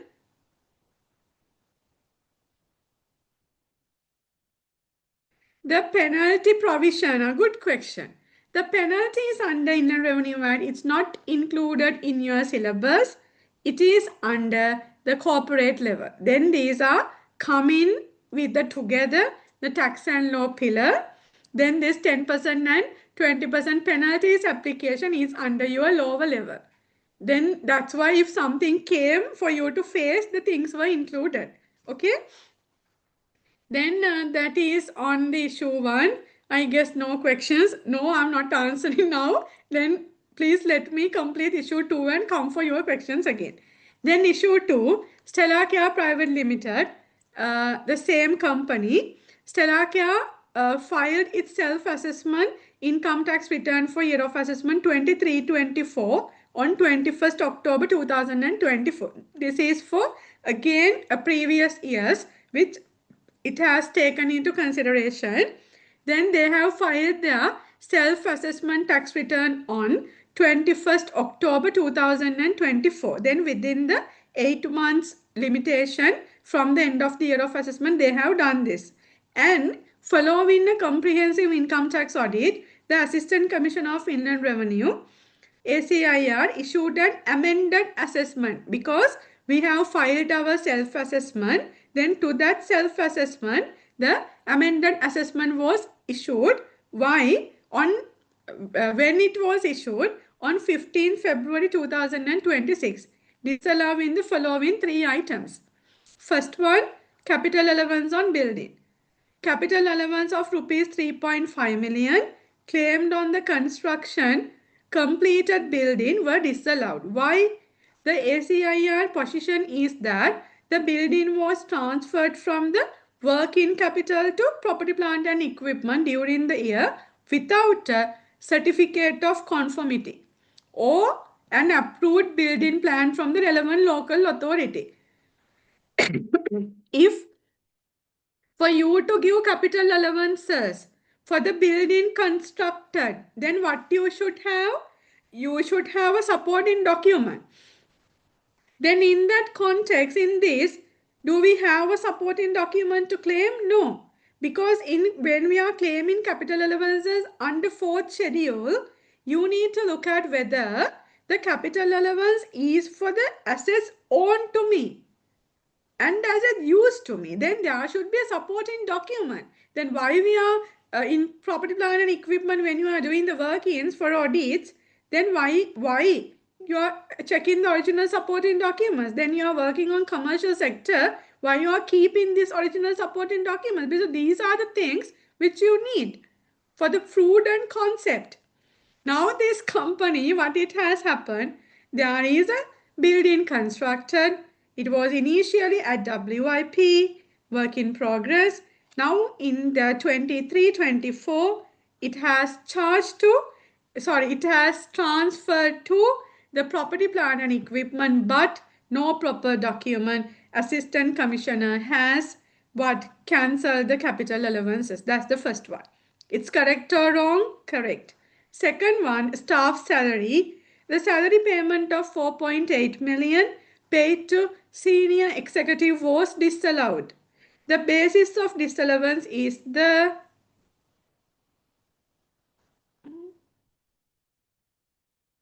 what that has happened. Okay. Then is someone shared? No. Then what's the basis of the disallowance? The basis of disallowance is that Stellar Care failed to deduct APIT on this payment and the payment at the time it was made the employee, yes, it shall be disallowed. These are very small basic points which you have to know. Then legal fees of rupees 1.8 million paid to law firm, then registered as a partnership. This is my consultancy firm. This is my law firm. Then it has registered as a partnership. Then were disallowed. The Assistant Commissioner's position is that Stellar Care failed to deduct withholding tax on the payment to partnership at the time of payment. Do we need to deduct the if the legal fees now is 1.8 million, it exceeds rupees 100,000 per calendar month. Okay. If it is so, can we or shall we need to deduct the 5% withholding tax? No. It's only applicable under section 85 to whom? For the individuals. Then if we have taken the help of the lawyer, tax consultant, maybe individual company secretary Patrice, then auditor, then in that situations, which is if it exceeds rupees 100,000, the 5% WST shall be deducted. But this is a partnership. For partnership, this is not applicable. These are the three issues given. Then, following the receipt of the amended assessment on 15 February 2026, please look at these dates. When you are reading your question paper, the mindfulness is very critical. Then read the questions carefully. Then 15 February 2026 described above, the Board of Directors held an emergency meeting. The minutes of that meeting recorded the following 4 positions taken by different board members. First one, Director Finance. The assessment was issued more than 12 months after return was filed. It is time barred and we do not need to respond. These are very small things and you have to know very carefully. Let me explain. Then, is it correct? The Director Finance, incorrect. Then what is a time bar provision to issue the assessment by the Department of Inland Revenue? It is the 30 months from the date of the self-assessment tax return filed.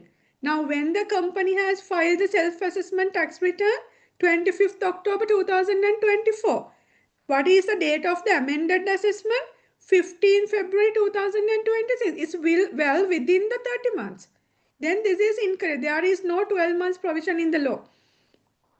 And the Director B, we should challenge all 3 disallowance at the administrative review. We have a strong case on all of them and Assistant Commissioner was simply wrong, Varadi.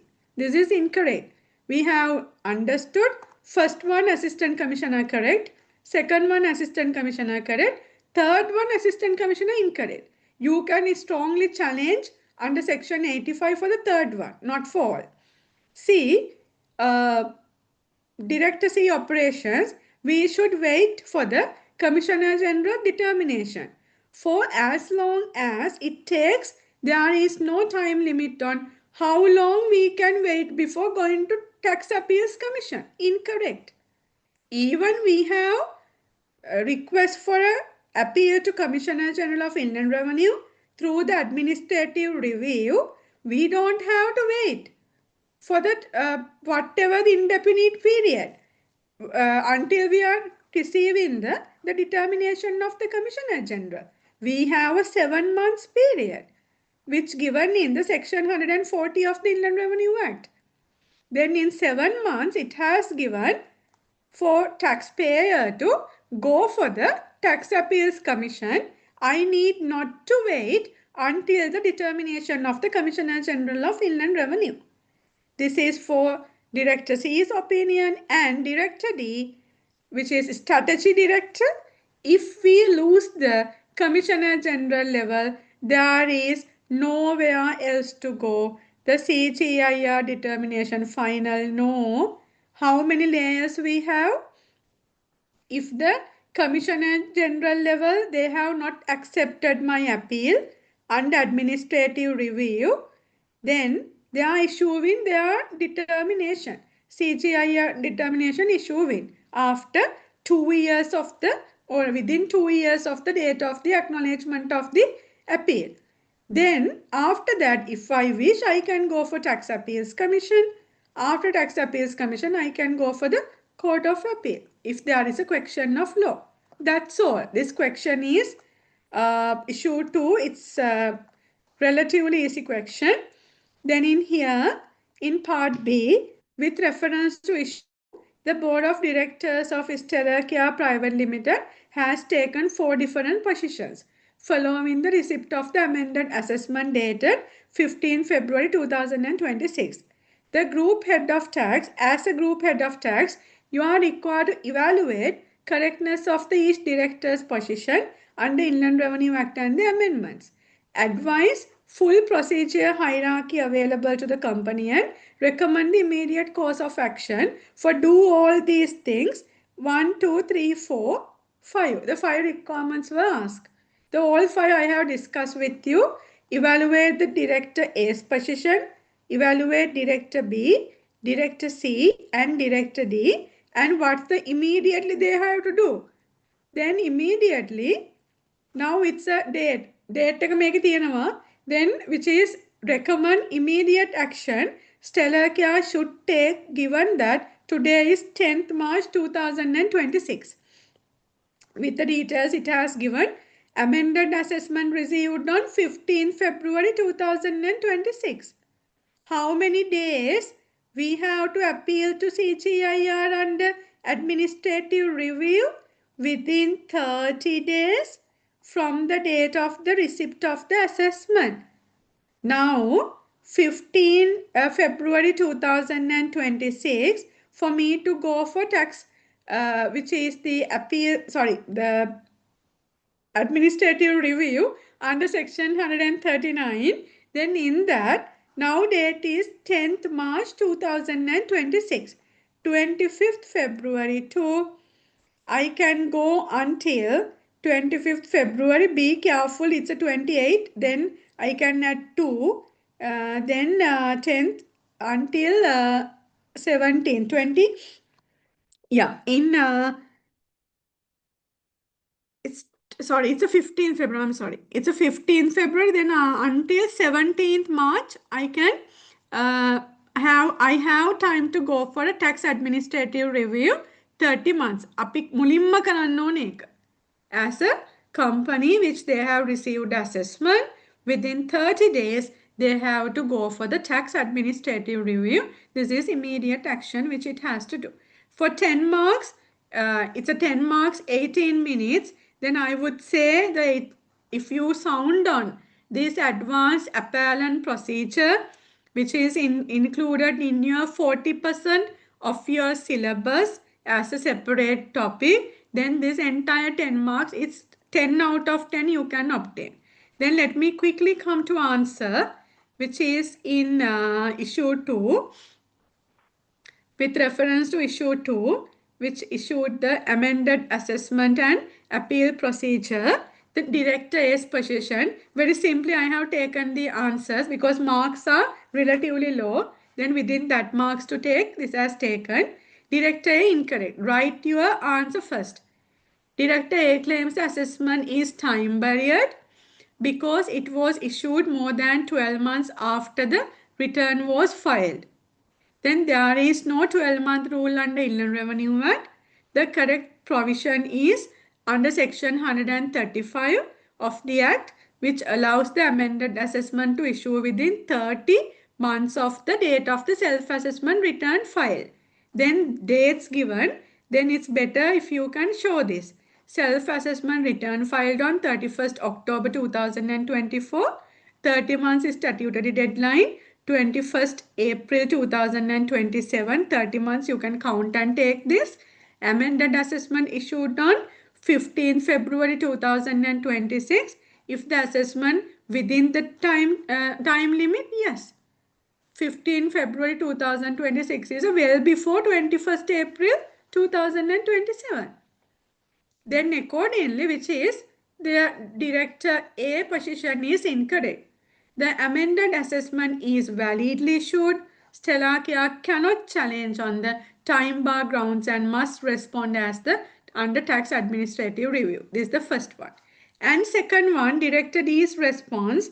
The Director D is telling the all should be the challenge. Assistant Commissioner simply wrong. It's incorrect. Then Director B is partly correct, but not all three should be challenged. First one, capital allowance, the Assistant Commissioner is correct. Under the 4th schedule of the Inland Revenue Act, capital allowances are claimable only on the depreciable assets that owned and ready to use. A building transferred from WIP to PPE without a certification of conformity or approved building plan from the local authority cannot be recognized as a completed depreciable asset. Who is going to certify as this is completed? No one. The disallowance of the 3.5 million is correct. Stellar Care should accept and focus on obtain the COC to claim the allowance in the year it issued. Then it should be taken from the municipal council, the local authority. Then on salary, this is very easy. Under section 10 subsection 2 of the Inland Revenue Act, this should be fully disallowed. It's correct. Then Stellar Care must accept this. This is also Assistant Commissioner correct. And the third one, legal fee Assistant Commissioner incorrect. Then we can challenge for that. The Assistant Commissioner is wrong in this point. Under Section 85 of the Inland Revenue Act, the withholding tax obligation applies to payments made to resident individuals. If the monthly payment exceeds rupees 100,000 and it does not extend to payments made to partnership. A law firm registered as partnership is a separate entity and is not an individual under the definition of the person of the Act. The failure to deduct WST on a payment to partnership does not cause on non-deductibility consequences. Stellar Care should strongly challenge this disallowance of rupees 1.8 million and through the administrative review with the valid grounds. Then that's all for Director B. And for Director C's position, Director C is wrong on both matters. What are the both matters? Then he has mentioned that the Director C, it has mentioned about they cannot go, which is the assessment. Director C should wait to CGIR determination. Nah, we need not to go stay with the CGIR determination and we can wait before going tax appeal commission. No, how long we can? No, the 7 months is there. Then both you have to tell here. In that first the CGIR is not unlimited in time. Under section 139(5), the Inland Revenue Act, the CGIR must notify the taxpayer of the determination within 2 years from the date the administrative review request was received. If the CGIR fails to notify within 2 years, under the situation, Stellar Care is the privileged party. Then the appeal is accepted. It's deemed to be appeal has accepted. Then Stellar Care has not yet filed the tax appeal commission to the appeal. Then the request is deemed to be allowed. Meaning the assessment is treated as set aside in Stellar Care flavor. Because within 2 years period, the Commissioner General of Inland Revenue has not given the answer. We have appeal. After 2 years from the date of the acknowledgement of the appeal, if the Commissioner General has not given the particular determination, then it's considered as the company has win the position. Then appeal is correct. That is coming if the company has not appealed to the Tax Appeals Commission within 7 months from the date of the acknowledgement of the tax administrative review. Then, secondly, Stellar Care does not need to wait even 2 years. Under Section 140 of the Inland Revenue Act, the company may appeal directly to the Tax Appeal Commission without waiting for the CGIR determination. Once 7 months have passed from the date of the administrative review request without a determination being received, Stellar Care does not need to wait indefinitely. The 7 months period gives a clear and practical alternative. These are typically under section 140 and section 139 not 5 section 139 application of the for this time limits for Commissioner General determination as well as the time limit for the Tax Appeals Commission. Then next one, which is Director D's position. Director D, again he is wrong. CGI determination is not final. We have three layers of the appeal hearing: the administrative review, then the Tax Appeals Commission and the Court of Appeal. Only thing, for Court of Appeal you can go if there is only question of law, not the question of facts. Yeah, this is on the Roman 4 and the immediate action. Immediate action is today, 10th March 2026. The amended assessment is dated on 15 February 2026. Assuming the assessment was received on the same date, then 30 days deadline from the date of the assessment to file the administrative review request expired on 17th March 2026. Within 7 days immediately they had to write for the administrative review request to the Commissioner General before 17th March 2026. It should be in writing. It should address to the Commissioner General of Inland Revenue, and it should mention the grounds of appeal, specifically challenging the point number 3. That's in our flavor. Then for the favor of us, it's there. Then challenging point number 3 on disallowing legal fees while accepting disallowance of the 1 and 2. Missing this deadline, if you have not submitted the appeal to or go for tax administrative review, what's happened to you? Missing this deadline permanently ends the right to administrative review, tax appeal commission procedure and the court of appeal.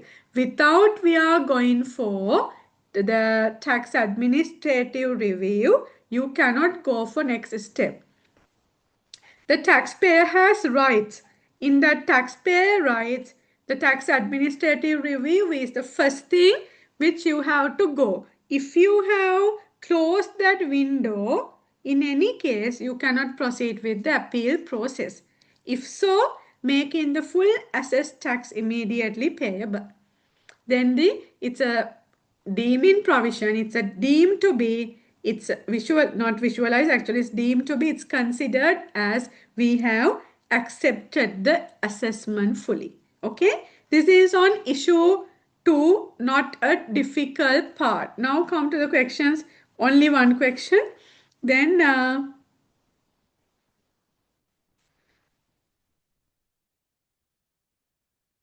what the section refer to? No, Daro. The certificate of conformity, it is a common sense understanding as a supporting document which we need to take for the building constructed. For us to have a prudent as a supporting document for building or land purchase, we have the deed. Then like that, for the constructed building, we only utilize the expenses time to time. That's why we are parking it under WIP, under non-current assets, and while it has completed, we are transferring it to PP&E. Then to do that transfer, there should be a document. What's the document? The building has completed and particular government authority should visit the building and they are issuing which is the certificate. Now this asset is available for use. From the date of the certificate of conformity, you can use the asset. That is a document. It's not in the Inland Revenue Act. It's taken to take the patrical application. Okay.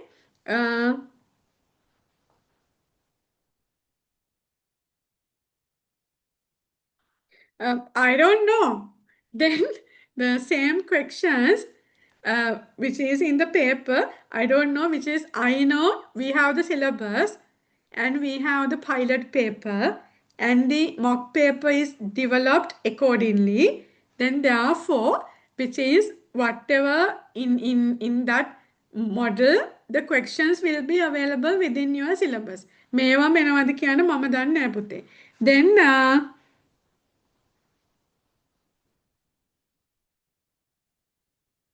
administrative review is for against the assistant commissioner assessment and right for CGI.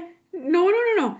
Administrative, what's the meaning of administrative review? Administrative review is the when the taxpayer is receiving an assessment, then the taxpayer has to write, if the taxpayer is not agreed with the assessment, then the taxpayer has to write it to the Commissioner General of Inland Revenue to review the decision of me.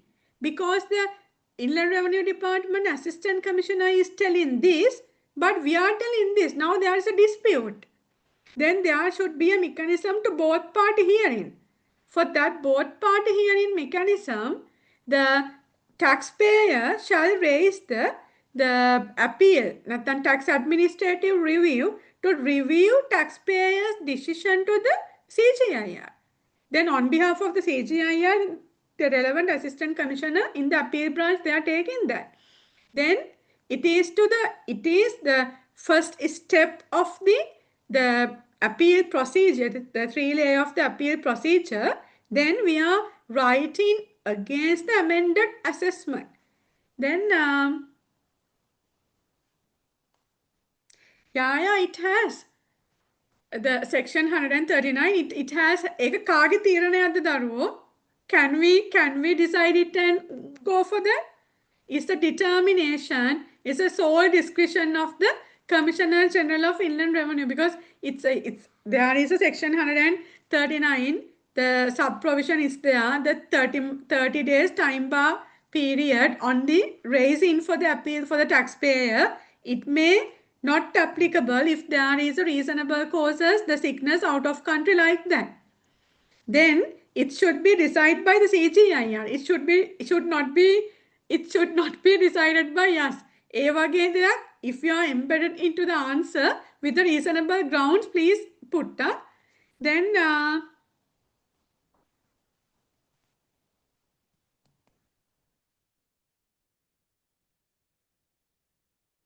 no, which is in the refundable and non-refundable deposit, and the 2,500 of the cost, which is initial cost, it has mentioned in the Tax Appeals Commission. Even there is a gazette notification for Tax Appeals Commission Act.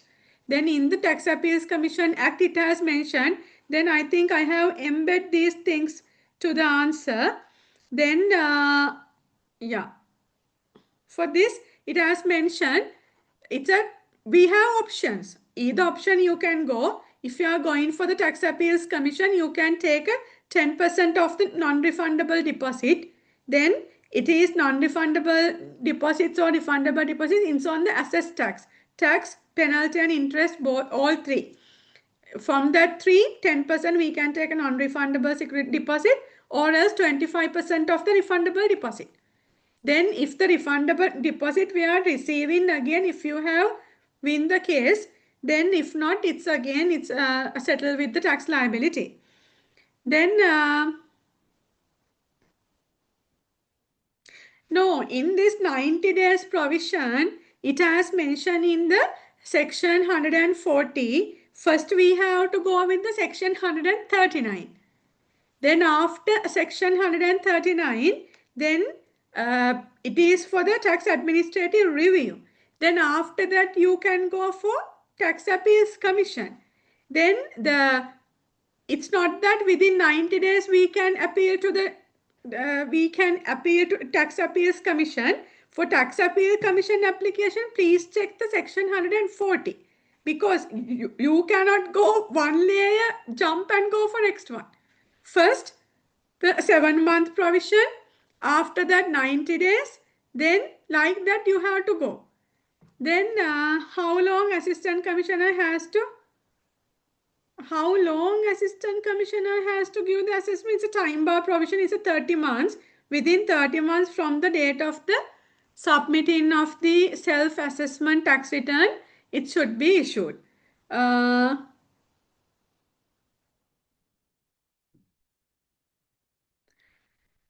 If it is so, now it has asked the Inland Revenue Act sections. Don't think about sections in the syllabus.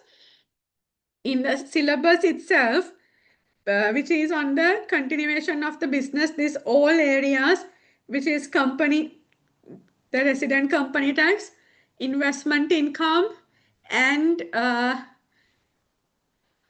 forgot the syllabus also.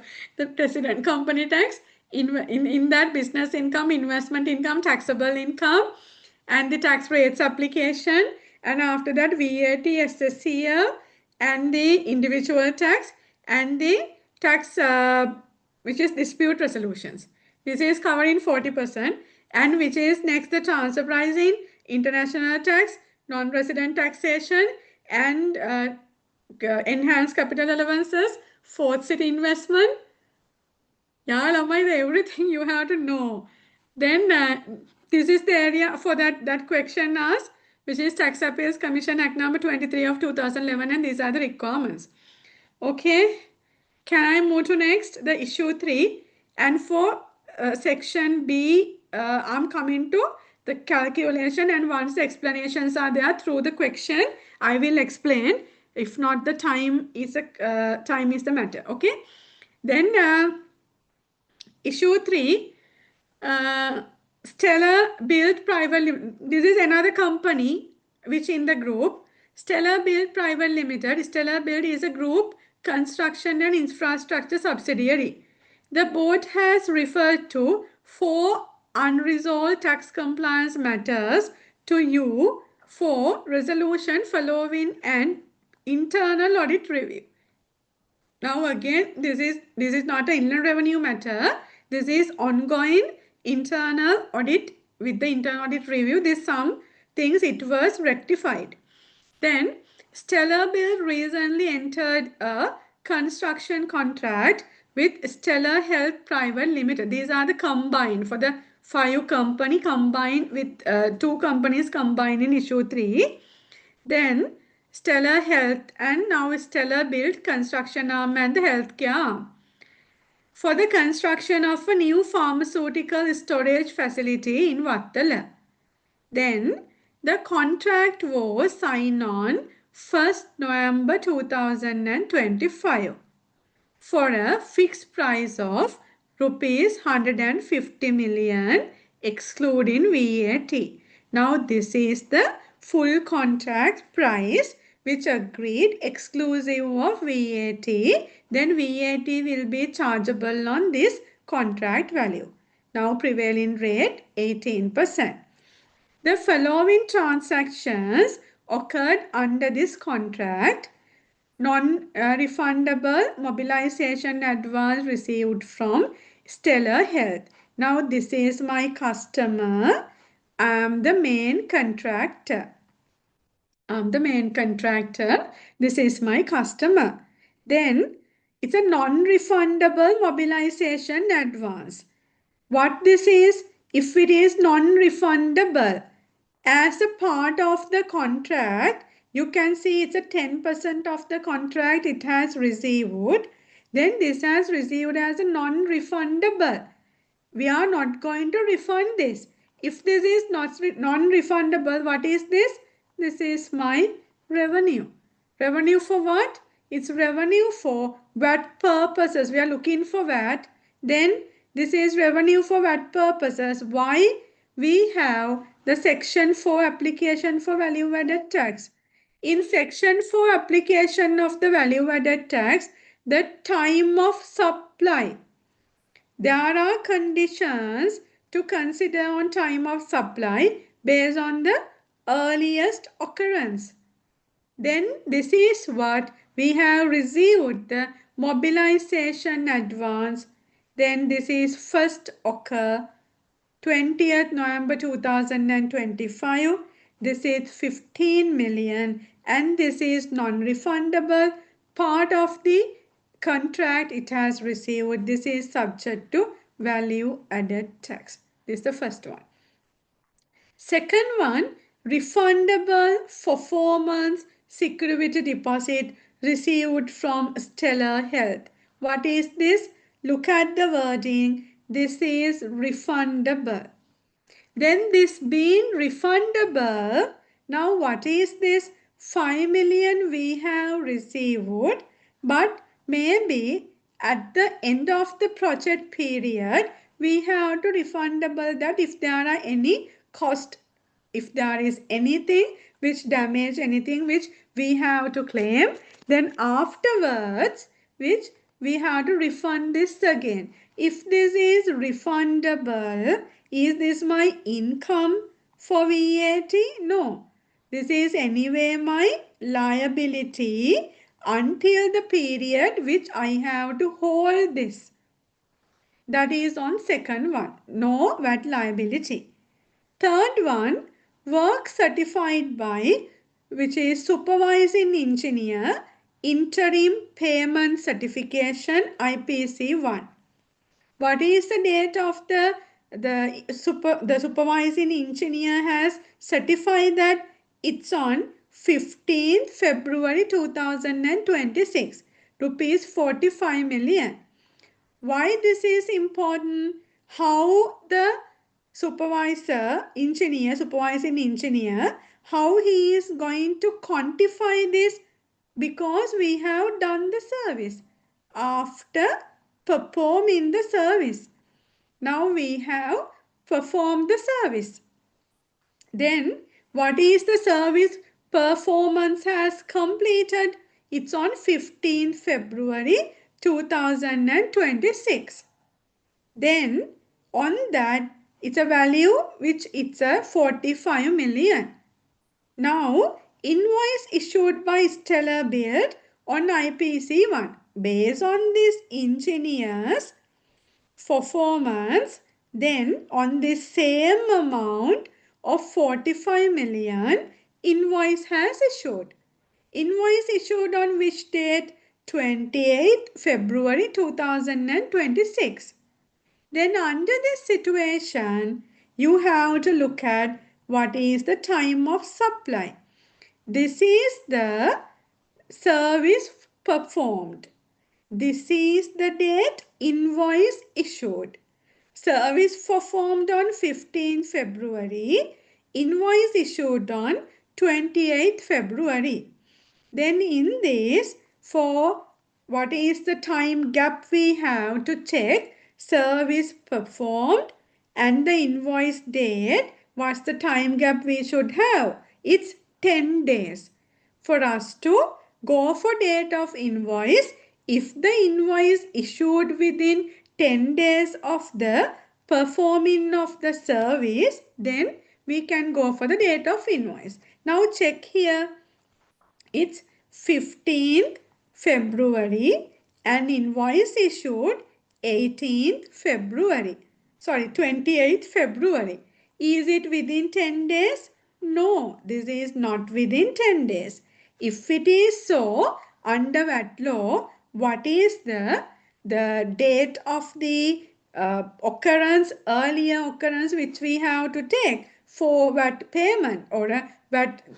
In this it's not major issue because both a thing it has happened on the same month.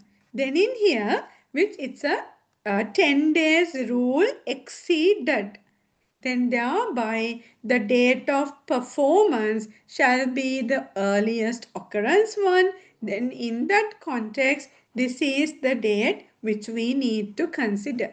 Very small concept of the VAT law it has tested with reference to construction sector. In your syllabus, this construction sector, real estate sector, these were highly mentioned as a core areas. Then from that, it's not telling that other industries are not core with the test in other, but this also can be tested. In the industry specified taxes can be tested. Then next one, cash received from Stellar Health for IPC1. This is the invoice. Now for this invoice, we have received cash on 31st March 2026. But what is the amount we have received? Only 40.5 million. What has happened? Net of 10% of retention. The 10% of retention they have kept, and that's on the transactions of the construction industry. How it's going from the IPCs, the retentions are keeping by the customer. Then here we have it's a 45 million, 10% of that 4.5 million, then which is the 40.5 million is a net one, which is 90% from the invoice value we have received. Now for this one, what is the VAT payment? Sorry, what is the VAT chargeability of the VAT? Is it based on the cash basis or accrual basis? It is based on the invoice basis, or it's based on the not based on the cash. If you want to go for the cash basis, what you have to do? You need to take the approval. Then therefore, for this one, whatever the amount if you have received, we cannot consider this. Then the entire 45 million, it shall be taxed at the VATable at the rate of the 18%. That's on all this explanation. Then Stellar Build is registered for VAT and SSCL and files quarterly VAT returns. Then during the that detail, and during the internal audit review, Stellar Build identified that a valid standard tax invoice, that means in tax invoice with all the features, it's a valid tax invoice. Then for rupees 2.4 million exclusive of VAT, then you need to look at for this 2.4 million, what is the 18% VAT component? It's a 432 million. Then relating to a purchase of construction materials in April 2024 was never proceed for input VAT. Now we are in 2025-26.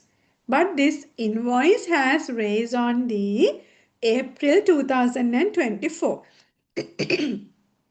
However, what has happened, that has not considered for the value added tax as the input credit.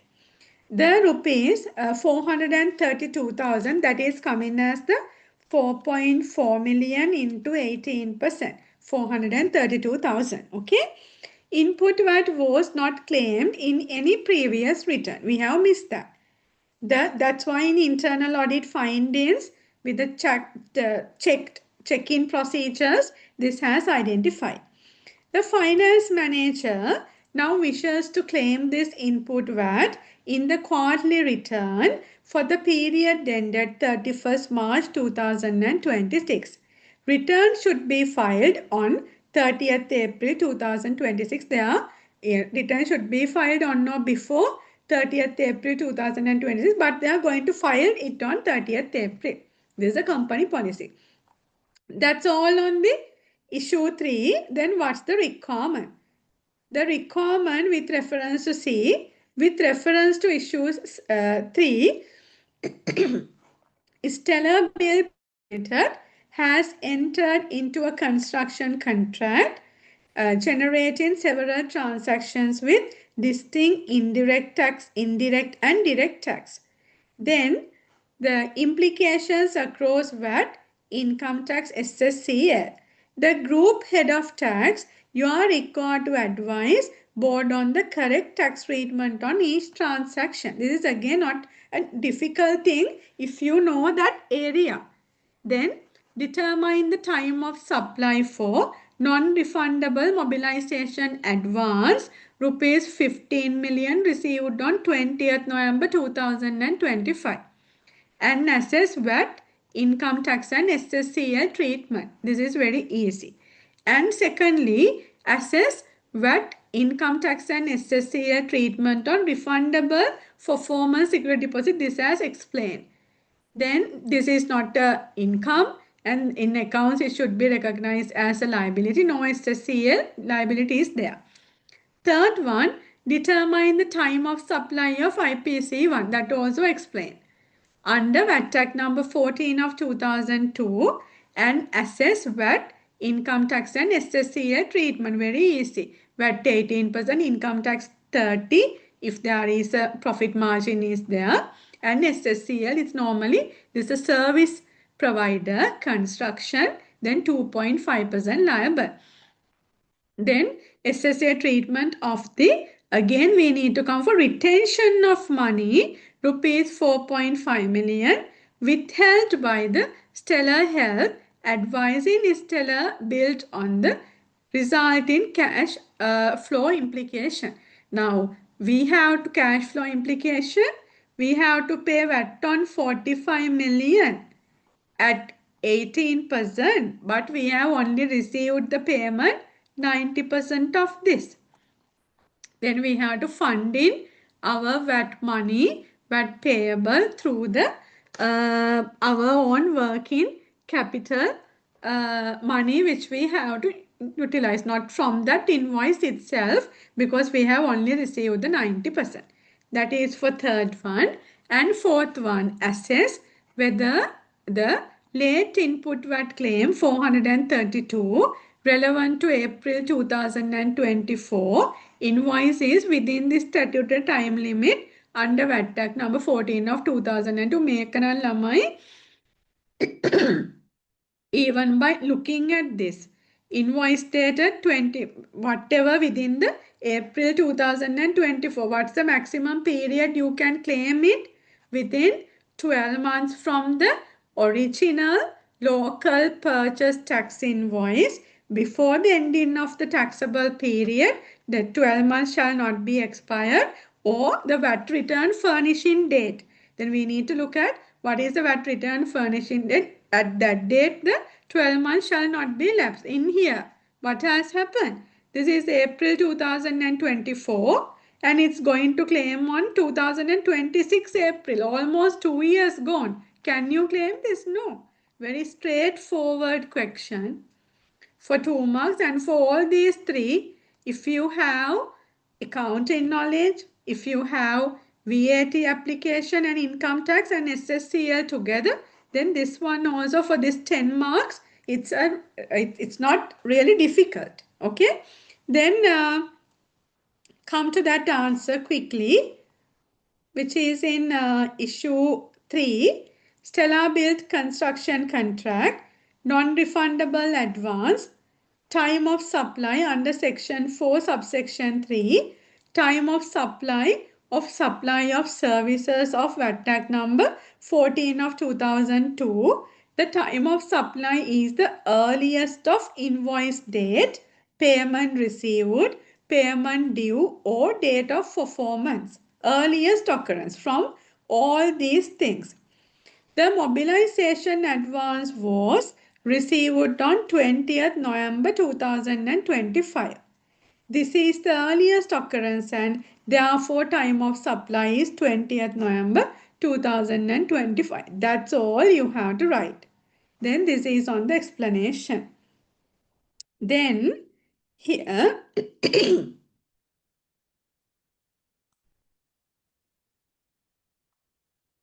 okay.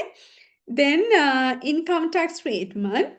For corporate income tax purposes, the mobilization advance is a contract liability. Under the construction contract accounting principles, it is not immediately assessable income. This is what we have to take this as a liability once it has certified and through the after the contract it is transferred to revenue. At that point we have to consider for income tax. The advance is shown as liability in the statement of financial position until it's earned, until it's coming as the income. SSCL treatment not applicable.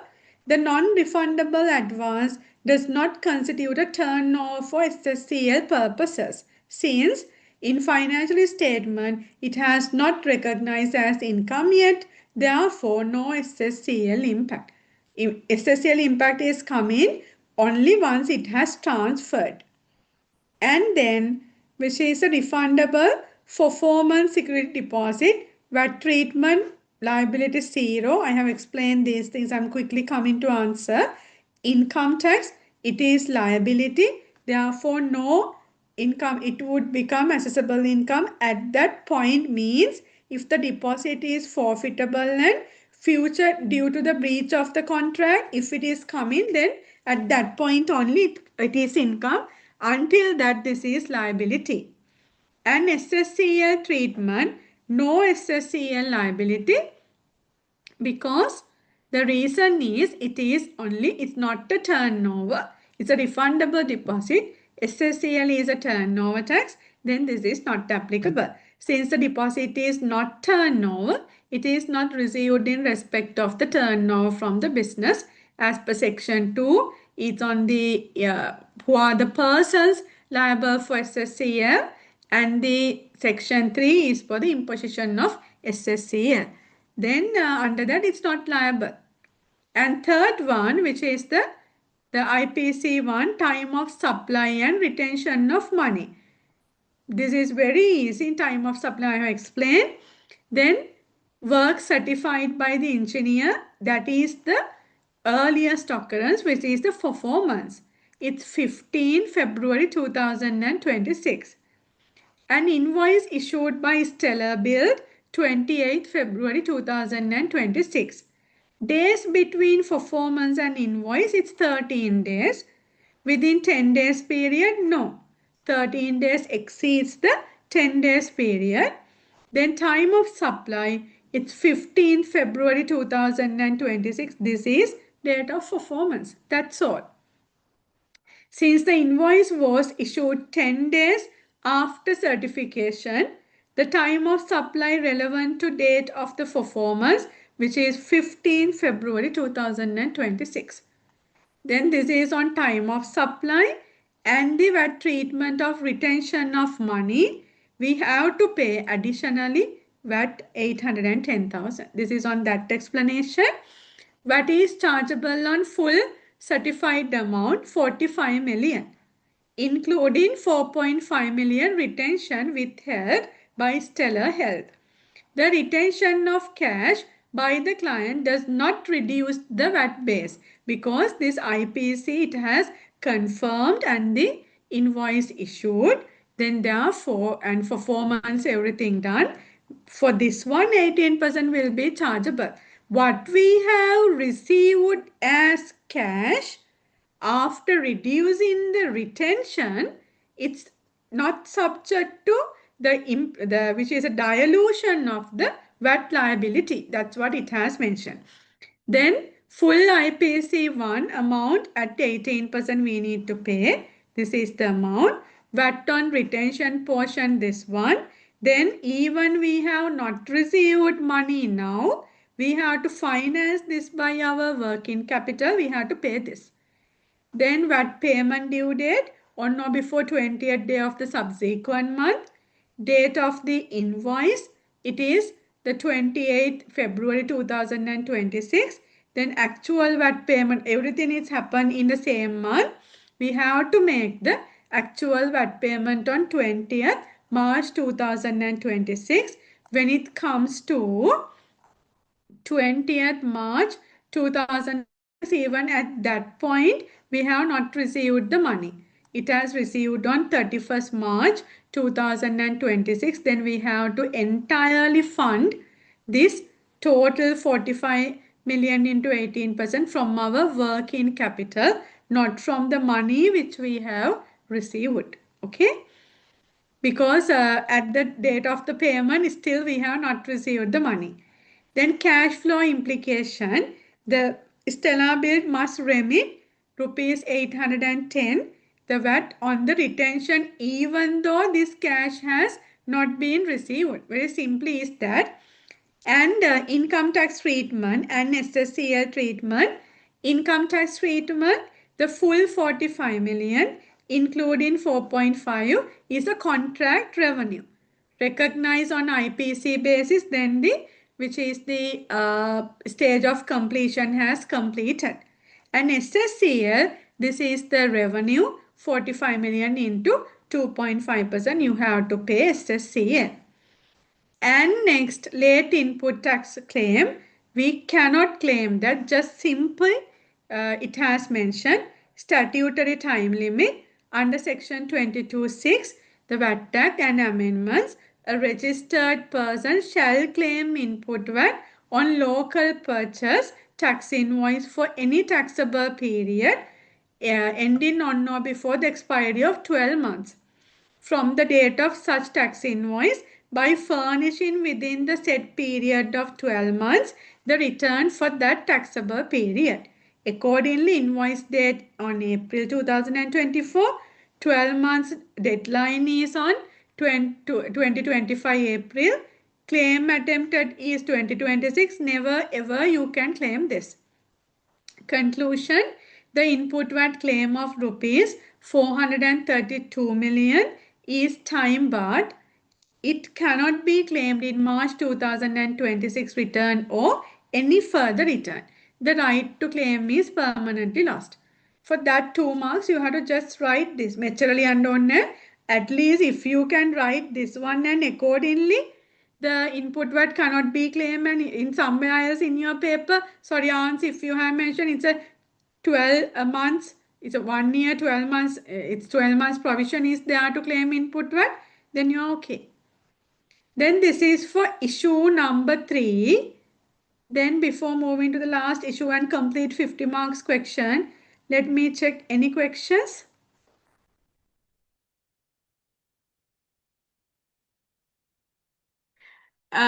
No, Daru, this is refundable security deposit is not in the Inland Revenue Act.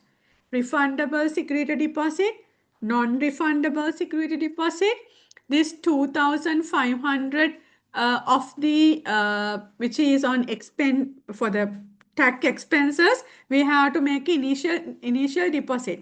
මේ එකක්වත් දරුවෝ Inland Revenue Act එකේ නැහැ. All these things are in the Tax Appeals Commission Act. And your syllabus in the appeal procedure, Inland Revenue Act and Tax Appeals Commission Act is both there. It has mentioned the advanced appellant procedure. Then your corporate level is ending with the tax part, it's ending with the assessments and the appeal to Commissioner General of Inland Revenue, and this is starting from the Tax Appeals Commission. Then it is in the Tax Appeals Commission Act, not the Inland Revenue Act provisions is not there. Then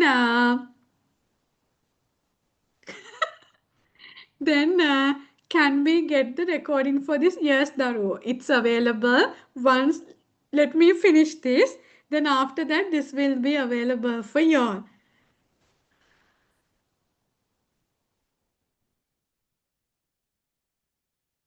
Ayo, don't worry. This is the paper discussion. And before the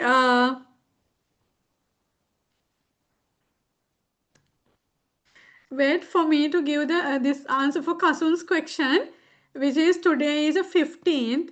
Then exam is on 21st. Don't panic. You all can do this.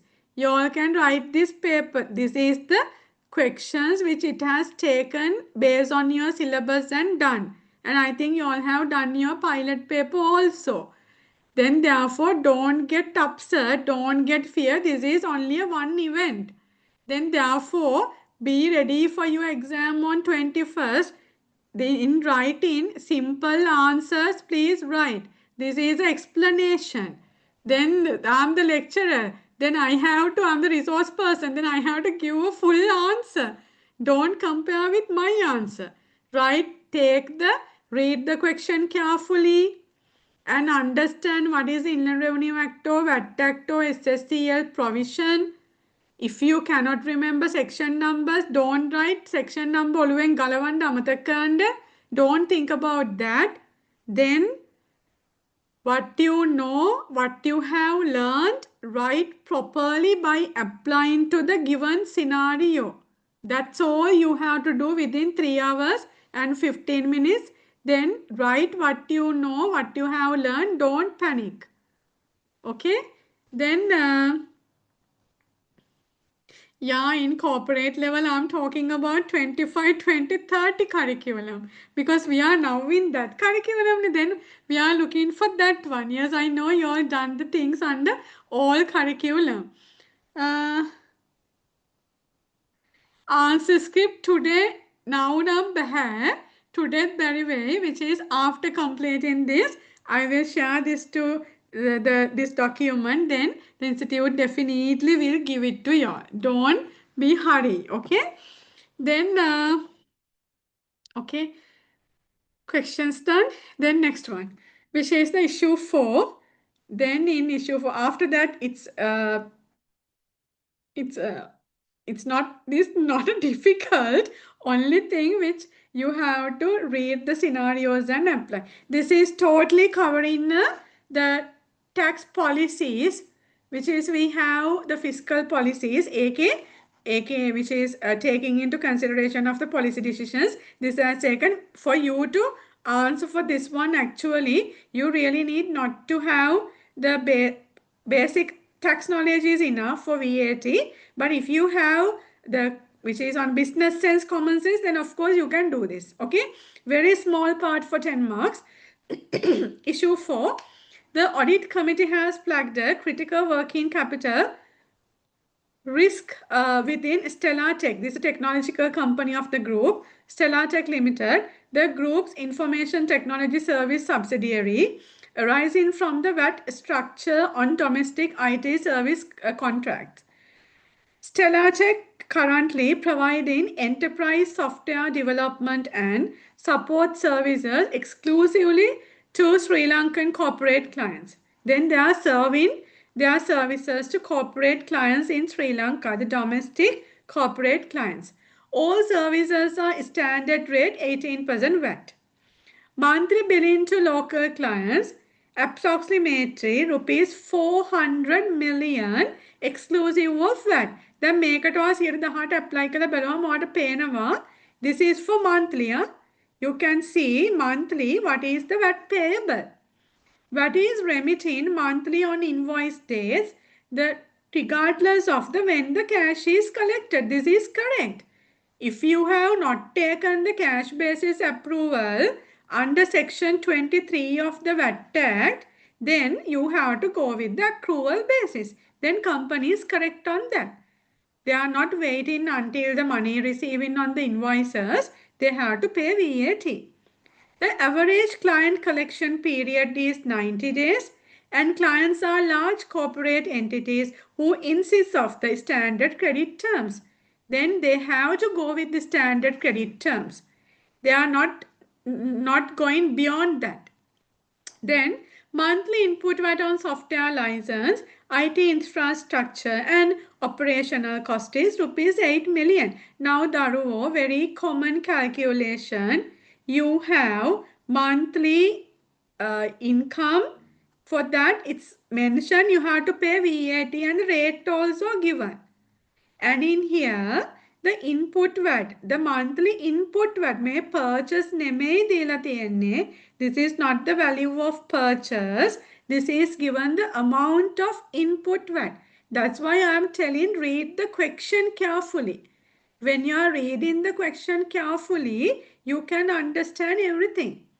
Then here, input VAT given by applying 400 million at 18%. You can take the output VAT. Here you have input VAT. Can't you compute and check what's the monthly VAT payable, which is they are doing කියලා තියනවා එහෙම ගෙවනවා කියලා. Then all overdraft facilities are currently priced at 22% per annum. They have obtained overdraft facilities. Then it's a 22% the rate. The Chief Financial Officer has submitted the following memo to the board. On our monthly billing of rupees 400 million, we remit rupees 64 million in net VAT to the IRD every month. බලන්න ඒක හරිද කියලා. It's a 400 million. 400 million is my service income. 18% on that, it's 700 and it's 72 million. Then what is my input VAT? 8 million. Then 72 million minus 8 million, what is that? 64 million. Harida value, that is correct. 64 million a net VAT to IRD every month. We will not collect this cash from our clients for 3 months. Yeah, it's correct. The credit period is 3 months. If the invoice is related to this month, next month before 20th, we have to make the payment as per VAT law. Then this collect the cash. We will not collect this cash from our clients for 3 months. 12 times a year, we are free finance 64 million from the government at 22% interest. Mokaddame, we have the bank overdraft. Then why we have obtained bank overdraft? For our working capital requirement. Now the question, even we have obtained the bank OD for our working capital requirement, now we are financing, this is a wording of the finance which is CFO, then we are financing government through our 22% the OD because we have money, we are paying it as the VAT, and after 3 months we are receiving the which is our debtor settlement. Then this is costing us 42 million annually overdraft interest on VAT alone. Now what has happened? The 64 million at 22%, it is into 12. Then what has happened? We are taking a borrowing on the VAT payment. That's what he has mentioned. We have taken the bank OD and we are paying the VAT. Then it's the 64 million per month. Under that 12, it's a 768. Then per annum, if it is a 22%, then it's a 168.96. Then we have to pay interest on that if we are financing this VAT component. Then overdraft interest on VAT alone. Meanwhile, if we restricted our client base to serve overseas clients, if we are serving to overseas clients, we are providing what? The IT services. Then providing services to person outside Sri Lanka, and if the income received in foreign currency and it's utilized outside Sri Lanka under section 7 of the value added tax, what is the rate? It's a 0%. Then in that, our entire VAT exposure would be exposure would be reverse overnight. Yes.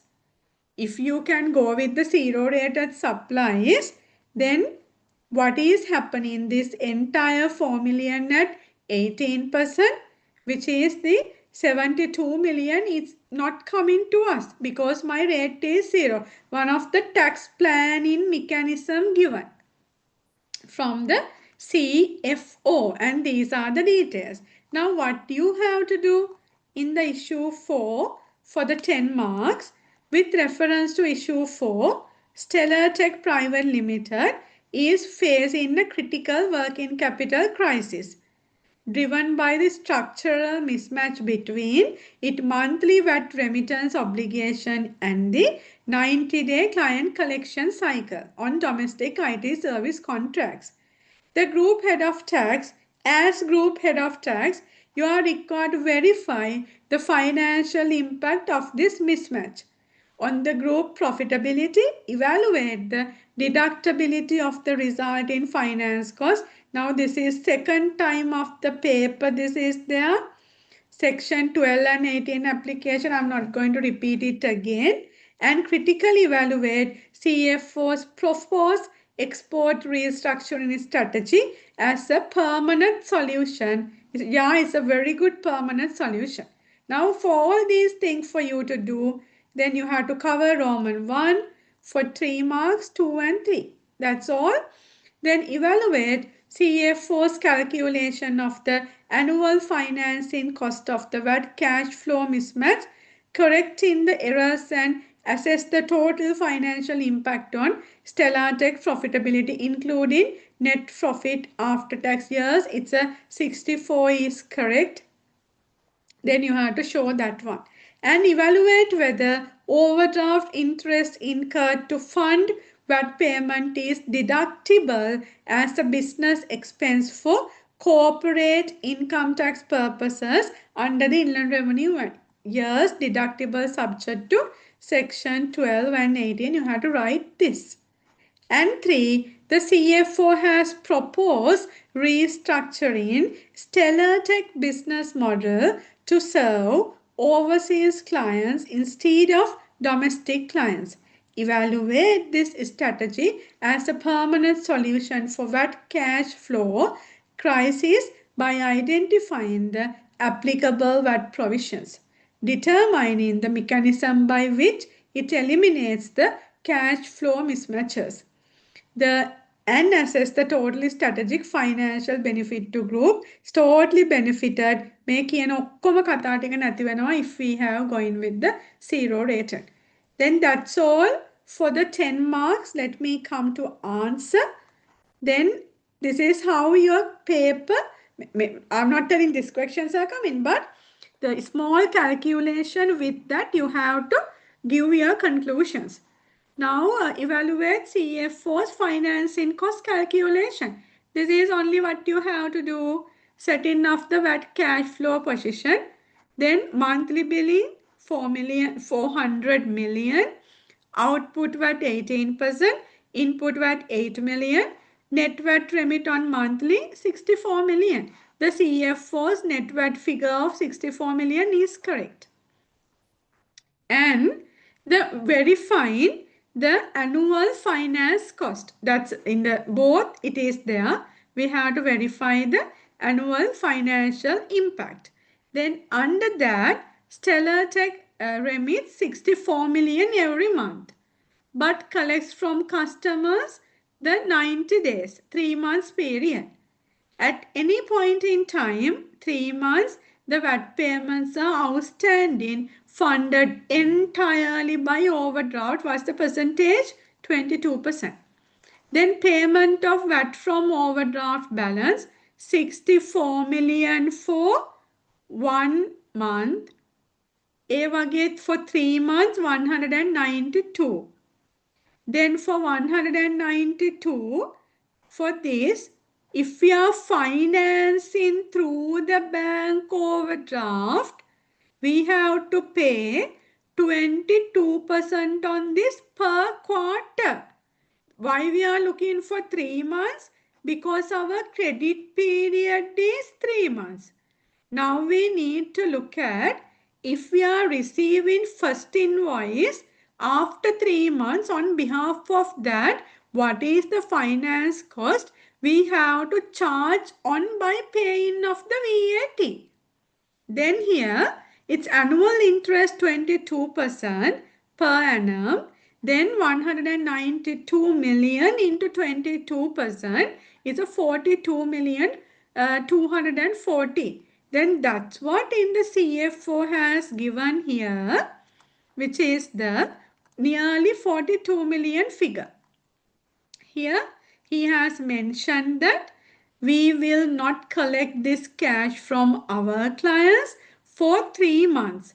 12 times a year, we are free financing 64 million for the government at 22% interest. This is costing rupees 42 million. The annually in overdraft interest on VAT alone. It's not actually annual, it's on 3-month basis. Then here for this, from the annual interest for the 3 months, we have to utilize 42,240,000. The CFO is stated is as the 42 million. Then approximately correct, the precise figure, correct figure is this one. Now this is on the overdraft facility. Then afterwards, we need to look at on the deductibility of overdraft interest. I'm not going to do this thorough because the section 12 and 18 application, this has mentioned and explained. Then therefore, I'm not going to take this, all the formula and everything it has given, the theory explanation on this. Then therefore, I'm not going to take this again, but I need to come for income tax implication. Now in this, the explanation on bank overdraft. Now I need to come for this one. The bank overdraft, why we are utilizing, for what we are utilizing? We are utilizing the bank overdraft to pay VAT. Then VAT is what? Then VAT is on our direct supply.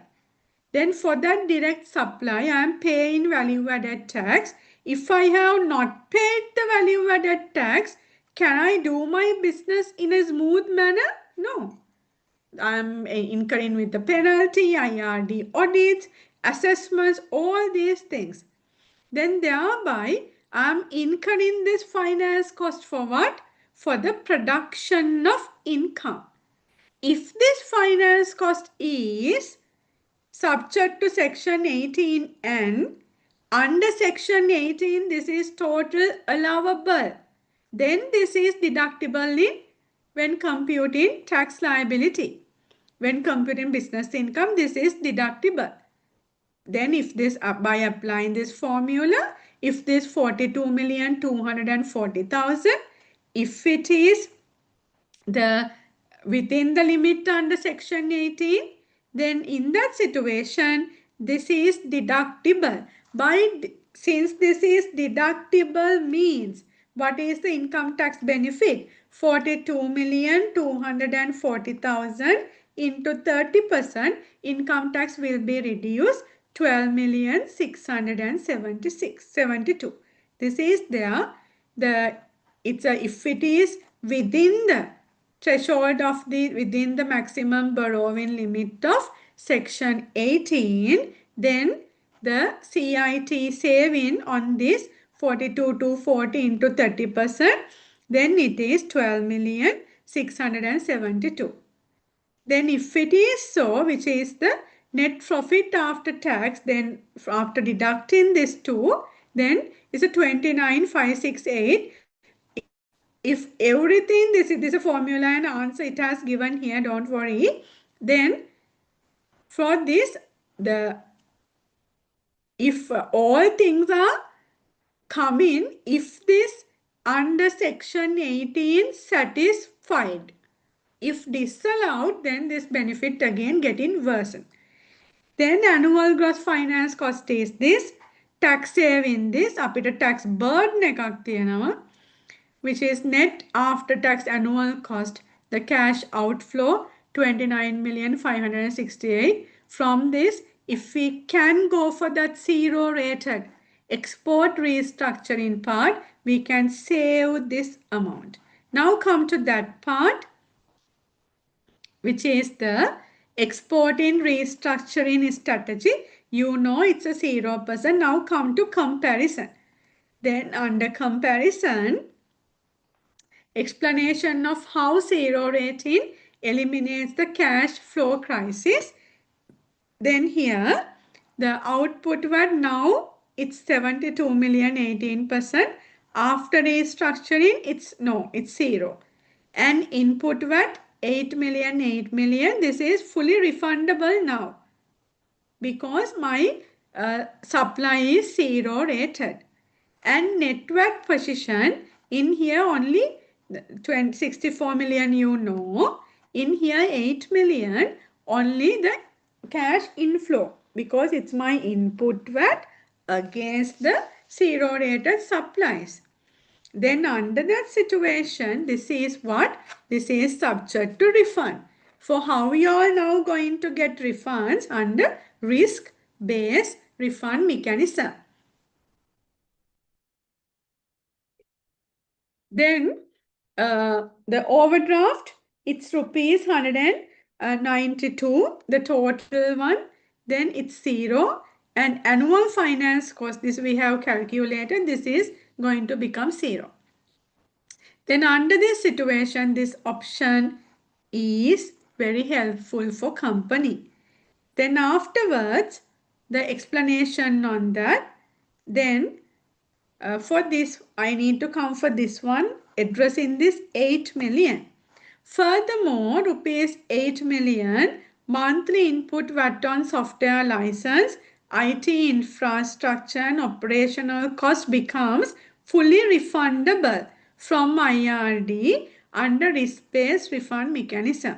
As a qualifying zero-rated exporter maintaining low-risk status within 45 days of the return filing, you can obtain this. Then please have this knowledge on the risk-based refund mechanism. There is a separate gazette notification for this. The application under VAT, this is now, it's a emerging topic. Therefore, please know these things before your examination. Then CFO's proposed strategy is correct. This is on entire 50 marks of the questions, the areas which it has discussed. Questions? Lakiano, no one question. Madam, does apply finance cost restriction kothentada? It's asked on the 10th. Yeah, it's based on your time. The question is, I guess that you have asked on this one. Yes, it's applicable. That's why I have repeated. If the section 18, it has successful, then that finance cost application in here, which we have discussed with reference to this one, we can successfully take if the section 18 application is successful. If there is disallowable finance cost, then again it's getting worse. Okay. Then seems to be no questions on that. Then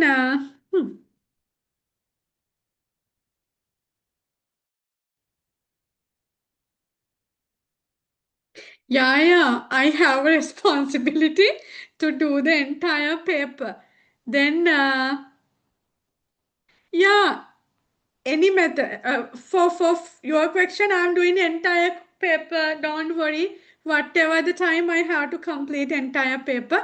There are 325 marks question, but not much. But in some questions, I'm not coming to detailed answer. As I have mentioned, detailed answer is there. Then I'm explaining through the question because there are some areas it's very easy. And can't we calculate the interest per month? Yes. But it should be matched with 90 days. You need to at least, now there should be a basis, no, for me to do this calculation. There should be a basis. Then what I am doing here, I need to check if my credit period is 3 months, then for that 3 months period, as the value added tax, what is the, by paying VAT, what is my finance cost? There should be a comparison there. Then that's why it has taken for 3 months period. It's compared to the my credit period. And then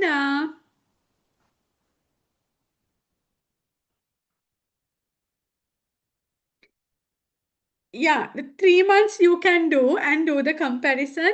Even annually you can do because income tax is coming for year of assessment.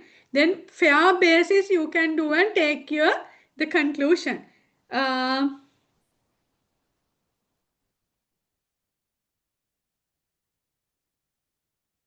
Yeah. Very good thinking. When VAT, we need to look at on financial and non-financial factor. Now the CFO suggestion is only from the angle of the tax. How they are going to retain their bank overdraft by using it for the intended purpose, not for only paying of the value added tax and utilize that much for that. Then that's why they have thought to go for foreign market. But as you have mentioned, already they have established in the domestic market. Then in that sense, the total taking unsatisfied the customers of the domestic market and leaving to foreign market, it's as a business, there are issues. But for angle of the directly from the tax perspective, then this is can implement. But again, as a survival of the business, we have to take the options. Okay. Then that's all for the questions. Then I need to come for the section B. Section B. Then in section B, let me come to the paper. Okay. In section B onwards, all the questions I'm not coming to the detailed answers because detailed answer anyway it's available for y'all. But I need to come for very particularly the areas which it has taken into consideration and give the elaboration for y'all. Then in section B, 2 out of 3 questions should be answered. Total marks for section B is 50. Recommended time for section is 90 minutes. Then 90 minutes for this one. It's a 1.5 hours for both sections. Then you have to select. There are 3 questions in here and you have to select among these 3 only 2. Then come to first one. Now again I need to take the pattern of the questions like the same in the pilot paper. Then the question 2 is there. Then in each of these questions there are 2 areas tested. Then it's an independent areas. Then one part is not connected to second part. And in the requirement also, one part is from the one area and other part is from other area, 25 marks. Then therefore this even the isolately by taking no need to take the cumulatively as a question, but the as a individually as separate parts you can answer. Come to question 2. Pearl Fiber Textile Private Limited, Pearl Fiber, is a garment manufacturer incorporated in Sri Lanka. Then this is a resident company. The company entered into an agreement with the Board of Investments of Sri Lanka in 2016. Pearl Fiber is 65% owned by Textile Globe Pte. Textile Globe, a company incorporated in Singapore. Then this is resident company, 65% shares owned by a foreign company. That's why it's a BOI register. The remaining 35% is held by the Sri Lankan founding shareholders. Textile Global exercise the significant control over Pearl Fiber's financial and operating policies. This is on the details of the company and its shareholding structure. Then Pearl Fiber manufactures and exports the premium cotton garments to international buyers. What's their principal business activity? Our company is Pearl Fiber. They are manufactures and export premium cotton garments to international buyers. Then they are in the manufacturing and export sector. The board is reviewing 2 major strategic matters for the year of assessment 25-26. The capital investment decision, the 2 factories. To expand its production capacity and capture growing export demand, Pearl Fiber's board has approved capital investment at 2 separate factory locations during the year of assessment 25-26. Both investments are in depreciable assets, excluding intangible assets, and are covered under existing BOI agreement. By reading these things, you have to understand this is the testing on the schedule 2, which is the investment incentives, enhance capital allowances part. Then come to that, which is here factory A details given. Factory A situated in Jayala, Gampaha district, Western province. Pearl Fiber is investing $5 million, which is in LKR. It's a 1.5 billion to, that means US dollar rate is 300. It's given here. Exchange rate US dollar 1. It's a LKR 300. Then here it's a 1.5 billion to install new automated machinery at its existing Jayala factory. Then what is this under factory A? It is an expansion of the existing business. Secondly, factory B, Kilinochchi, they are going to go for northern province. Pearl Fiber is the simultaneously, that means at the same time, establish a new factory in Kilinochchi, an investment of US dollar rupees 5 million. Then both investments are 5 million. This is within the Pearl Fiber. They are going for another factory. This is again what? Expansion of the existing business. Then the managing director wishes to understand the total enhanced capital allowance benefit across both factories and specially quantify the additional tax advantage arising from the Northern Province investment. Anyway, we have the Northern Province investment, the 200%. It's actually doubled. Now in here, if I have analyzed the situation, this is what? This is the expansion of existing business. Now the question is, for which is a second schedule, can we go with the expansion of the existing business? Answer is yes, but there is a if condition. What is the if? If the company registered with the Board of Investment. If the company registered with the Board of Investment, then you can go to the expansion of the existing business. Anyway, you can go for the expansion of the existing business, but for you to obtain the enhanced capital allowances, then there should be, under expansion of the existing business, there should be a BOI agreement. And what are the premium conditions under second schedule? We should have to invest in which assets? Depreciable assets, excluding intangible assets. And what is our minimum? The limit of the investment, it's a US dollar exceeding US dollar 3 million. Now look at our investment in both places. Then is it exceeds the US dollars 3 million? Yes and yes. Are we compatible? Yes. Under first scenario, ECA of the 100%. Second scenario, ECA of the 200%. Then following financial data is available for year of assessment 25-26.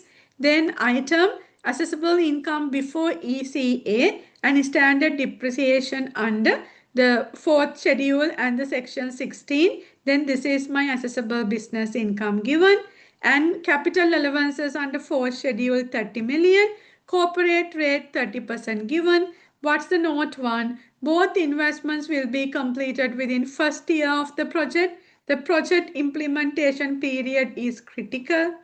Second note, the company plans to employ 8 expatriates, which is the foreign employees, expats, then expat machinery specialized at factory B, Kilinochchi. Then for this is on that detail, I need to come for requirement of that. Required A, evaluate the strategic tax benefits of both factory investment under second schedule of the Inland Revenue Act. All the details given, you need not to think. Then under second schedule, the enhanced capital allowance calculation you have to do. And under Inland Revenue Act and amendments covering how to evaluate Advise whether Pearl Fiber qualified for capital allowances. We have done this. Danut Kala, they have qualified.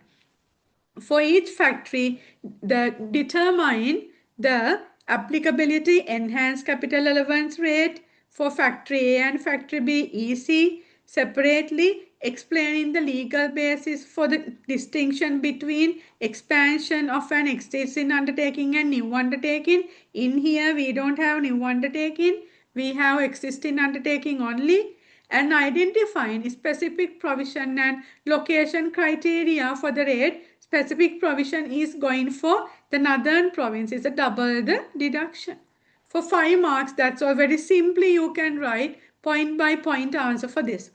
Secondly, assess the total enhanced capital allowance from both factories and prepare a combined computation. Then in here, the amount of the business income before capital allowance is given. Capital allowance is deductible. In here, 100% and 200% take the answer. That's all for 5 marks. And third, assess the extended loss carried forward period. Then extended now. What is normal loss carried forward period? 6 years. For the enhanced capital allowances under second schedule, what is the capital allowance period? It's 10 years. That's all. Then evaluate one key condition for claiming enhanced capital allowance in year of assessment 25-26. For me to claim enhanced capital allowance, what is the condition? We can claim enhanced capital allowances in the year in which the investment has completed. What is the project implementation period given in the second schedule? It is 3 years. Then at least within 3 years that investment should be completed. But in our case, what it has given, both investments will be completed within the first year of the project. Then do we have that restriction? No.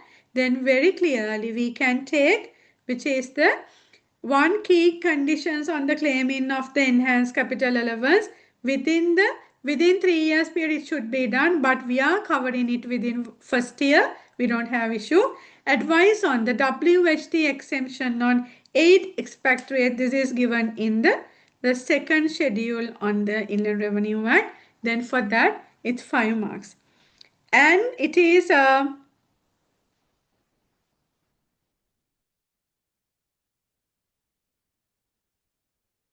that's all. That's for the 15 marks. Other part for the transfer pricing. That for 15 marks. Lamai, these questions are very easy. If you know the provisions, directly you can apply. Now quickly come to answer for the first 5 marks. ECA calculation and rate for factory A and factory B. Very simple points it has taken. For both factories, first we need to look at the condition. Pearl Fiber qualifies for enhanced capital allowance under second schedule because it satisfied all 3 conditions. Valid BOI agreement in 4 years, investment in depreciable asset other than intangible asset years, both investment exceeds $3 million threshold, yes. Please understand, only for expansion of the existing business, enhanced capital allowances we can obtain if the company has entered into agreement between the BOI. If not, originally the enhanced capital allowances are only applicable for new undertakings. Subsequently, it has changed to the application of the company which they have entered with the agreement of the Board of Investments. This is the scenario covering that. Then, nature of both investments, expansion of existing undertaking, both factory investments constitute expansion of Pearl Fibers existing garment manufacturing undertaking. not new separate undertakings within the same umbrella of the Pearl Fiber, same business, new factories and new machineries. Then factory A installs additional automated machinery at the existing Chayala factory. Factory B establishes additional production capacity in Kilinochchi under the same BOI agreement and within the same business enterprise, which is Pearl Fiber. Then, since Pearl Fiber holds a single BOI agreement from 2016 covering its garment manufacturing operations, both investments are treated as expansion of the same qualifying enterprise. Then ECA deduction, this is the application. The enhanced capital allowance rate for an enterprise, for this enterprise on the expansion of the investment exceeding $3